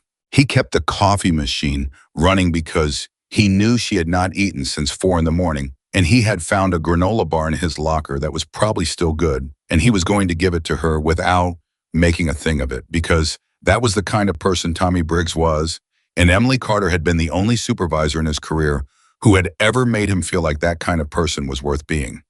She came through the door at 1341. She sat down. She looked at the screens. She looked at Tommy. The task force leadership arrives at 1500, she said. We have 79 minutes. I need you to build me a complete evidentiary summary of everything we captured this morning. Timeline signal analysis, decoded metadata chain of custody. Everything formatted for a formal debrief. Tommy said, I started it an hour ago. Emily looked at him. I figured that's what you'd need, he said. She looked at the screen where he had been working. It was meticulous. It was exactly right. It was the work of someone who had been paying very close attention for a very long time. She picked up the granola bar he had set quietly on the edge of her station without saying anything about it. She ate it. She pulled up her keyboard, and they worked. Outside the window, afternoon light was moving across the Mojave, the way it always did, without ceremony and without apology, indifferent to what the day had contained, pulling the shadows long across the flight line where the aircraft of the 56th Fighter Squadron sat in their revetments, clean and silent, waiting for their next morning in the sky. The task force leadership arrived at Edwards at 14:58, 2 minutes ahead of schedule, which told Emily something about how seriously they were taking the morning's events. There were 4 of them. 2 she recognized as federal investigators from the bearing and the credentials, in the specific way they moved through unfamiliar space cataloging without appearing to catalog. One was a uniformed Air Force general she had not met, but whose name she knew from classified briefings she had attended in a different life. And the 4th was a woman in her late 50s with silver hair cut close and the kind of stillness that comes from spending decades in rooms where every word matters and you have learned to make yours count. The silver-haired woman's name was Director Patricia Voss. She ran the task force. She walked into Colonel Holt's conference room and looked at the assembled personnel, and then she looked at Emily Carter sitting at the far end of the table with a secure drive in front of her and a completed evidentiary summary that represented 6 hours of the most consequential work Emily had done since the mission that had put her in a German hospital 6 years ago. Voss sat down across from Emily. She said, "You built a spectral analysis tool in your off hours because the standard software wasn't sufficient." Emily said yes. Voss said, "And you identified a live foreign intelligence operation using that tool, an unofficial monitoring access you had built into the base systems over 3 years." Emily said yes. Voss said, "Without authorization." Emily looked at her steadily. "Without authorization from my current assignment. With full technical capability from my previous one." Voss looked at her for a moment. Then she said, "Walk me through everything, from the beginning." So Emily walked her through it. She started with the first signal anomaly she had noticed 19 days ago, the faint irregular emission that had appeared on the long-range monitoring array, and that the standard diagnostics had immediately flagged as atmospheric interference. She described the 3 days of off-hours analysis that had produced the threat assessment. She described the meeting with Walker. She described the torn report. She described the night at her workstation and the 417 email and the phone call that had gone 7 rings before someone answered and the 8 words that had ended it. She described flying 870394. She described Ryan Mitchell's voice on the radio. She described the second flight, the triangulation, the coordinates. The moment Tommy had told her the relay node was in the contractor compound and what had followed from that. She put the secure drive in the center of the table and she talked Voss and the 2 federal investigators through every piece of data it contained: the signal capture, the decoded metadata, the transmission structure, the encryption profile analysis that had identified the receiving end as a deprecated federal standard being used by someone who was not supposed to have it. She talked for 40 minutes without stopping. When she finished, the room was quiet, and the way rooms are quiet when a lot of information has just been delivered and the people receiving it are integrating it against everything they already knew and measuring the distance between those 2 things. The Air Force general, whose name was Stafford, said the transmission that was embedded in the rescue traffic, the deployment schedule, how much of it got through before the node went dark. "Tommy," Emily said. Tommy, who had been sitting 2 seats down from Emily with his own laptop and his own documentation, pulled up the analysis. Based on the transmission rate in the 11-minute active window before cutoff, approximately 60 to 65% of the data package was transmitted successfully before the node went silent. Stafford said, at which 65%. Tommy said the first 65% of the package by file order, which means the destinations and formation compositions for the first 40 days of the schedule. The mission parameters for the final 20 days were in the latter portion of the package and did not transmit. Stafford looked at Voss. Voss said, we need to assume the first 40 days are compromised and adjust accordingly. Stafford said, that means pulling the 56th off 3 deployments that are currently active planning stage. Walker, who had been sitting with his arms crossed and the careful containment of a man listening to the full scope of what had been done with his squadron's information, said, pull them. Whatever needs to happen, pull them. My pilots are not going anywhere on a compromised schedule. Nobody argued. Voss looked back at Emily, the receiving end of the transmission. Your analysis identifies it as a deprecated federal encryption standard. Our team has been working the same question from the other direction for 6 weeks. We believe we know who was using it. She paused. We were not expecting to have it confirmed this quickly or this cleanly. Emily said the 14-month investigation. Voss said 11 confirmed individuals in the network. Ferris was the inside access point for this installation. The relay node in the contractor compound was placed 4 weeks ago. The Sandstorm exercise was selected as the extraction vehicle because the exercise schedule is classified, but Ferris had full access to it, and because the communication traffic generated by a training emergency of this type provides ideal cover for an embedded data package. Walker said, they needed an emergency, a real one. Voss said, yes. Walker said, so the hydraulic failure on Mitchell's aircraft. Voss looked at her hands for a moment, the first time she had looked away from anyone in the room. The suppression system interacted with a known vulnerability in the F-16's hydraulic control interface at specific frequency combinations, she said. Our technical team had modeled the interaction and concluded that the probability of a critical failure was low, under 5% per aircraft. Walker said 1 in 20, and there were 20 aircraft. Voss said, the math is correct. The room sat with that. Walker looked at the table, then he looked up. Director Voss, he said, and his voice had the particular quality of a man who has finished being diplomatic because he has reached the point where diplomacy is a form of dishonesty. With respect, you ran an operation that used my squadron as bait, accepted a meaningful probability that one of my pilots would be injured or killed, and did not inform my command. I want to know who authorized that. Voss said I authorized it. Walker said, then you and I are going to have a conversation after this debrief. Voss said, I expect we are. Holt said nothing. She did not need to. Her expression said everything that needed to be said, and it said it in the measured, permanent way of a senior officer who is building a complete and detailed record in her memory for purposes that will be revisited at a time and place of her choosing. Emily looked at Voss. The 11 individuals in the network. Ferris is one. Who else has current base access at installations connected to the 56th deployment schedule? Voss looked at her. That's a classified operational detail, one of the federal investigators said. Emily looked at the investigator, then she looked at Voss. Voss said 3 others have current base access at connected installations. We have surveillance on all 3. None of them know the operation this morning was compromised. Emily said, because they think the data extraction succeeded. Voss said partially succeeded based on what they received before the node went dark. Yes. Emily said, then you have a window? Voss said, we're aware. Emily said, the window closes the moment any one of those 3 receives information suggesting that the node was found and that the transmission was captured and analyzed. Given that Ferris is in custody and that the node operator went dark under circumstances that will eventually be explained to the network, you probably have 48 to 72 hours before the network goes cold. Voss said, also aware. I'm not telling you things you don't know, Emily said.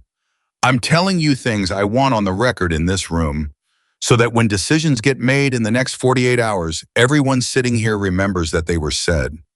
Voss looked at her for a long moment. Who are you really? Voss said. It was not an operational question. It was a genuine one. The kind of question you ask when you have been watching someone operate for 40 minutes at a level that keeps exceeding the frame you brought into the room. Emily said, right now I'm a senior communications specialist at Edwards Air Force Base. Voss said, and before that, Emily said, ask General Stafford. He has the clearance. Stafford, who had been sitting with the contained energy of a man who had been waiting for this exact exchange, said, I pulled her file 2 hours ago, when Holt's office called mine and told me who had flown the sorties this morning. He looked at Voss. The short version is that Airman Carter is one of the most decorated tactical fighter pilots in the active Air Force inventory, operating under a non-publicized assignment to a communications role following combat injuries sustained during a classified rescue operation. Her commendation from that operation was filed under her operational call sign, not her legal name. Voss said Valkyrie. Stafford said Valkyrie. The word sat in the room differently now than it had sat on the radio channel that morning. On the channel, it had been a signal, a name that cut through panic and created authority. In this room, in this context, was Stafford saying it in the flat and honest way he said it. It was something else. It was a record being corrected. Voss looked at Emily for a long time. Then she said, what do you want? Emily looked at her. It was not the question she had been expecting. She had been prepared for briefing questions, for operational discussions, for the bureaucratic process of transferring the evidentiary data through the correct channels. She had not been prepared for a direct question about what she personally wanted delivered by the director of a federal task force who had just learned who she was and was apparently capable of doing something about it. Emily thought about the drawer, the photograph, the key. She thought about the cockpit this morning, about the way the 6 years had collapsed when her hands touched the controls, about the way the sky had looked through the canopy and what it had felt like to be back inside it. She thought about the radio desk, the headsets, the encryption channels, the 3 years of being invisible in a role that had been small enough to disappear inside, but large enough to keep her connected to the Air Force she loved through the years when the Air Force she loved could not give her back what she had lost. She thought about Tommy sitting 2 seats away, who had built the evidentiary summary without being asked because he understood what was needed. She thought about Kowalski handing her the water bottle. She thought about Ryan Mitchell saying thank you for coming, the way people say things when they mean the exact words and not the performance of them. She said, I want Ryan Mitchell's medical bills covered without any paperwork that references today's operation. His injury was a consequence of an operation he had no knowledge of and no consent to participate in. His record should reflect a training exercise incident and nothing more. Voss said done. Emily said, I want Tommy Briggs promoted to Sergeant First Class and reassigned to a signals intelligence position appropriate to his actual capability. His work this morning was the technical foundation of everything this task force is going to use in the next 48 hours. He deserves the assignment that matches what he can do. Tommy looked at Emily. He opened his mouth. He closed it. Voss looked at Tommy and then back at Emily. Done. Emily said, I want the evidentiary record to show clearly that the threat assessment filed at 4:17 this morning identified the existence and nature of the suppression system accurately and completely, and that the operational decision to dismiss that assessment was made by personnel who did not review it adequately. Not because I need the credit, because the next person who files a report like that needs to know that filing it correctly is worth something. Holt said quietly, it will show that. Walker said, I'll make sure of it personally. Emily nodded. Voss said, and for yourself, what do you want for yourself, Airman Carter? Emily looked at the table for a moment. She looked at the window. She thought about everything that question contained. About 6 years in a locked drawer in a German hospital, in a decision made in pain, that she had been living inside ever since renovating it as she went, finding the parts of it that were wisdom and the parts of it that were fear and not always being sure which was which. She said, I want to fly. The room was quiet. Voss said, that's not my authorization to give. Stafford said, it's mine. He looked at Emily. The injuries that resulted in your reassignment. Are you current? Emily said. I flew 2 operational sorties this morning. Stafford almost smiled. That's not a standard medical clearance. No, Emily said, but it's a data point. Stafford said, I'll initiate a formal flight medical review. If you pass, and based on this morning, I have no reason to believe you won't, I will personally authorize your return to an active flight status appropriate to your experience level. He paused, which is considerable. Emily looked at him. She did not say thank you. That was not what the moment required. What the moment required was the honest acknowledgement of something that had been wrong for a long time being made right, and that acknowledgement did not need to be dressed up in gratitude. She said, "When does the review begin?" Stafford said, "Monday morning." It was Thursday. Emily nodded once. She picked up the secure drive and slid it across the table to Voss. "Everything you need is on there," she said. "Chain of custody is documented. Tommy can walk your technical team through the analysis." She stood. "If there's nothing else for me right now, I have post-exercise monitoring logs to complete." Voss looked at her. "Post-exercise monitoring logs." "Yes," Emily said. "My job." She walked out. The hallway outside Holt's office was quiet. Yi was at her desk, which was a small and stabilizing fact. The building had the afternoon sound of an institution that has absorbed a significant event and is in the process of continuing to function, because institutions continue to function because the alternative is not available. Emily stood in the hallway for a moment. She put her hand on the wall, not for support, just to feel something solid. She had not let herself feel the full weight of the day yet, because feeling the full weight of the day was not something you did in the middle of the day when there was still work to be done. You let it wait, you carried it, and you carried it, and when the work was finished, you found a quiet place and you set it down and you looked at it and you decided what it meant. She was not there yet, but she was closer than she had been at 4:17 in the morning. She walked back to the communications hub. Tommy came in 12 minutes after she did. He sat at his station. He did not say anything about what had happened in the conference room. He pulled up his screens and started working, and was quiet in the specific way that meant he had things to say and was choosing to wait until the right moment. The right moment came at 15:40 when Renee went to get coffee and they were alone. Tommy said, "Sergeant First Class." Emily said, "You earned it." Tommy said, "I've been a specialist for 2 years." Emily said, "Specialists who build evidentiary summaries that take down 14-month counterintelligence operations get promoted." Tommy looked at her.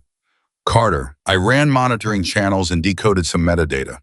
You flew 2 unauthorized combat sorties, triangulated a live intelligence relay node, identified a mole inside the building, and reconstructed the entire threat picture in about 6 hours with a thermos of cold coffee and a spectral analysis tool you built yourself in your spare time." Emily picked up a headset from the maintenance tray and checked the transducer connection. "You kept the channel open," she said, "the whole time. You stayed on the channel even when you didn't know what was happening or whether any of it was going to work. That matters more than people think." Tommy said, "Is that what you think a wingman does, keeps the channel open?" Emily said, "That's exactly what a wingman does." Tommy sat with that for a moment. Then he said, "Are you really going back up officially?" Emily set the headset down. She thought about Monday morning, about the medical review, about what it would mean to pass it, and she was going to pass it. She had known that this morning, the moment the engine answered and the aircraft lifted and the 6 years collapsed into nothing. She said, "Yes." Tommy said, "Good." A pause. "The squadron is going to need a pilot who actually understands the signals environment they're flying in." Emily looked at him. "I'm just saying," Tommy said, "from a practical standpoint, it would be operationally useful." Emily almost smiled. At 1700, Walker came to the communications hub. He stood in the doorway the way he had stood in it 1,000 times before, but the way he occupied the space was different, and both of them knew it, and neither of them made a point of it. He said, "The task force team is done with the initial data review. They're satisfied. The 48-hour operation to close out the remaining network members is being coordinated with Nellis and Langley." He paused. Ferris gave a partial statement to base security. "He's going to cooperate in exchange for considerations. The statement confirms the outline of what the pod data showed." Emily said, "Good." Walker said, "Ryan is being released from medical tomorrow morning. He asked me to tell you he'll be at the communications hub at 00700. He said he owes you a proper good morning." Emily looked at her screen. "He doesn't owe me anything," she said.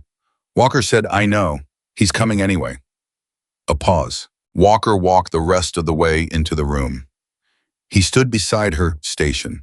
He looked at the monitoring screens for a moment with the expression of a man who has decided to do something that does not come naturally to him and has decided to do it anyway because not doing it would be a form of cowardice he cannot accept. He said, "I tore up that report." Emily said, "I know." Walker said, "I did it in front of my pilots." Emily said, "I know." Walker said, I have been thinking about that moment for the last 9 hours, about what it would have meant if you hadn't done what you did, if you had let it go the way I expected you to let it go. He stopped. He looked at floor for a moment and then back at the screens. 20 pilots. Mitchell's ejection was the worst of it, but the suppression system at full activation would have taken down more aircraft if you hadn't gotten them out when you did. The data shows at least 3 others were in advanced hydraulic stress by the time they cleared the quarter. Emily said nothing. Walker said, I am sorry, Carter, for all of it, for the report, for 3 years of not looking at you and not asking the right questions. For the radio girl. He said the 2 words flatly as facts he was presenting without flinching, because you do not get to flinch from the things you did just because you regret them. For all of it. Emily looked at him. She thought about the torn report. She thought about the laughter in that room. She thought about 3 years of sitting at a desk where her ability, her history, her genuine expertise had been packaged up and dismissed as background noise, and how much of that she had accepted because accepting it had felt like the price of being allowed to stay connected to the Air Force that was still after everything the place she understood best in the world. She said, you sent the pilots to the right channel when it mattered. You listened when I identified myself. You told Tommy not to stop me. She looked at him. You made the right calls when the right calls were hard. That matters. Walker looked at her. He said, you're a better person than I deserve right now. Emily said, I'm the same person I've always been. You just didn't look long enough to see it. Walker nodded. He straightened. He said, I'm going to recommend to Colonel Holt that your position here be reclassified before Monday, before the flight medical review. I want your personnel record to reflect what you actually are. You're not what assignment you were placed in. Emily said, what do you think I actually am? Walker said without hesitation. The best asset this squadron has, and the person most responsible for the fact that this squadron still exists. He left. The communications hub was quiet. Tommy was doing something on his screen that involved deliberate focus and the occasional quiet satisfaction of a man solving a problem. Renee was cross-referencing the post-exercise log against the signal capture documentation. The overhead light above Renee's station was buzzing in the specific way it had been buzzing for 2 months. Emily got up. She went to the supply cabinet. She found the replacement ballast she had ordered 4 weeks ago and never gotten around to installing. She got a chair, stood on it, replaced the ballast, and the buzzing stopped. She sat back down. Tommy looked at her. You've been meaning to do that for a month, he said. 6 weeks, Emily said. She pulled up her monitoring screens. The squadron frequencies were quiet. The base was settling into its evening rhythm. Somewhere in the contractor compound, on the southeastern boundary, a federal team was still working. Somewhere in a secure facility, Ferris was talking to lawyers. Somewhere in Langley and Nellis, a coordinated operation was spinning up to close a 14-month investigation in 48 hours powered largely by 3 minutes and 42 seconds of pod data, and a signal analysis tool that one woman had built in her spare time, because the standard software was not good enough, and she was not willing to accept that. Emily opened the maintenance log for the post-exercise headset inspection. She worked. At 18:30, she locked her station and picked up her thermos and walked to the door. She stopped. She turned back. She went to her desk. She took the key from around her neck. She unlocked the drawer. She took out the photograph. She looked at it for a long time. The woman laughing beside the F-16. The flight suit. The loose hair. The complete and unguarded ease of someone in their exact right place. Emily looked at that woman. She was not a memory anymore. She set the photograph on top of the desk where anyone could see it. She put the key in her pocket. She walked out. The base was moving through its evening, the way bases move through evenings with the particular rhythm of an institution that does not stop but does shift gears, the urgency of the day settling into the sustained readiness of the night. She walked the path she walked every morning in reverse, past the maintenance hangar across the tarmac toward the parking lot, where her government sedan sat in the far corner of Lot C with the broken yellow line and the cracked asphalt. She stopped before she reached it. She turned and looked at the flight line. The aircraft were there in the diminishing light. The F-16s of the 56th Fighter Squadron settled into their revetments with the particular quality of things that know what they are and are simply waiting for the next chance to be it. She could see the south hangar from here.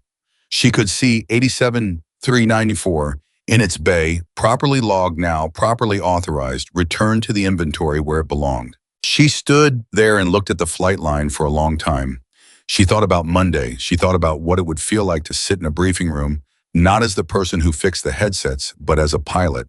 To stand at the flight line, not as the woman behind the communications desk, but as the woman with a call sign and a mission and a formation to lead. To climb into a cockpit in the morning with the full documented authorized weight of everything she was behind her. She thought about Ryan Mitchell at 0700 tomorrow, standing in the door of the communications hub with his taped ribs and his bruised jaw and his genuine, uncomplicated habit of saying good morning to people by name. She thought about Tommy keeping the channel open. She thought about Kowalski handing her the water bottle twice without making a thing of it. She thought about the photograph on the desk. She had spent 6 years building a life inside a smaller version of herself because the larger version had been taken from her, and she had believed for a long time that taken meant gone. She had been wrong about that. The larger version had not gone anywhere. It had been at the desk every morning. It had been in the locked drawer. It had been in the signal analysis she built in her off hours, and the monitoring access she quietly constructed, and the 72 hours of threat assessment she filed at 4:17 in the morning when most people would have let it go. It had been in the voice that said, Valkyrie, and meant it. You do not lose who you are because someone puts you somewhere small. You carry it. You carry it until the moment the carrying is finished and the using begins. Emily Carter stood at the edge of the flight line as the last of the day's light moved across the Mojave, and she breathed in the desert air and the jet fuel and the particular smell of a military flight line at the end of a long day. And she felt for the first time in 6 years like she was standing in exactly the right place. On Monday morning, she would walk into a medical review room and she would pass every test they put in front of her. She would return to the flight line not as the woman who fixed the radios. She would return as Valkyrie, not because she needed the name, not because she needed the recognition or the commendation or the reclassified personnel record or any of the external confirmations that the day had produced, but because the sky had always been hers. It had been hers on the morning she first flew. It had been hers through 47 combat sorties and 11 classified missions and one impossible rescue over enemy territory that had put her in a German hospital with her left arm in surgical dressing and a doctor's voice telling her what she would never do again. It had been hers through 6 years of a communications desk in a locked drawer, in a key worn under a uniform shirt, in a thermos with a dented lid and a cold cup of coffee at 4 in the morning when the world was wrong and she was the only one who knew it. The sky had always been hers. Nobody had ever had the power to take it away. They had only ever had the power to make her wait for it.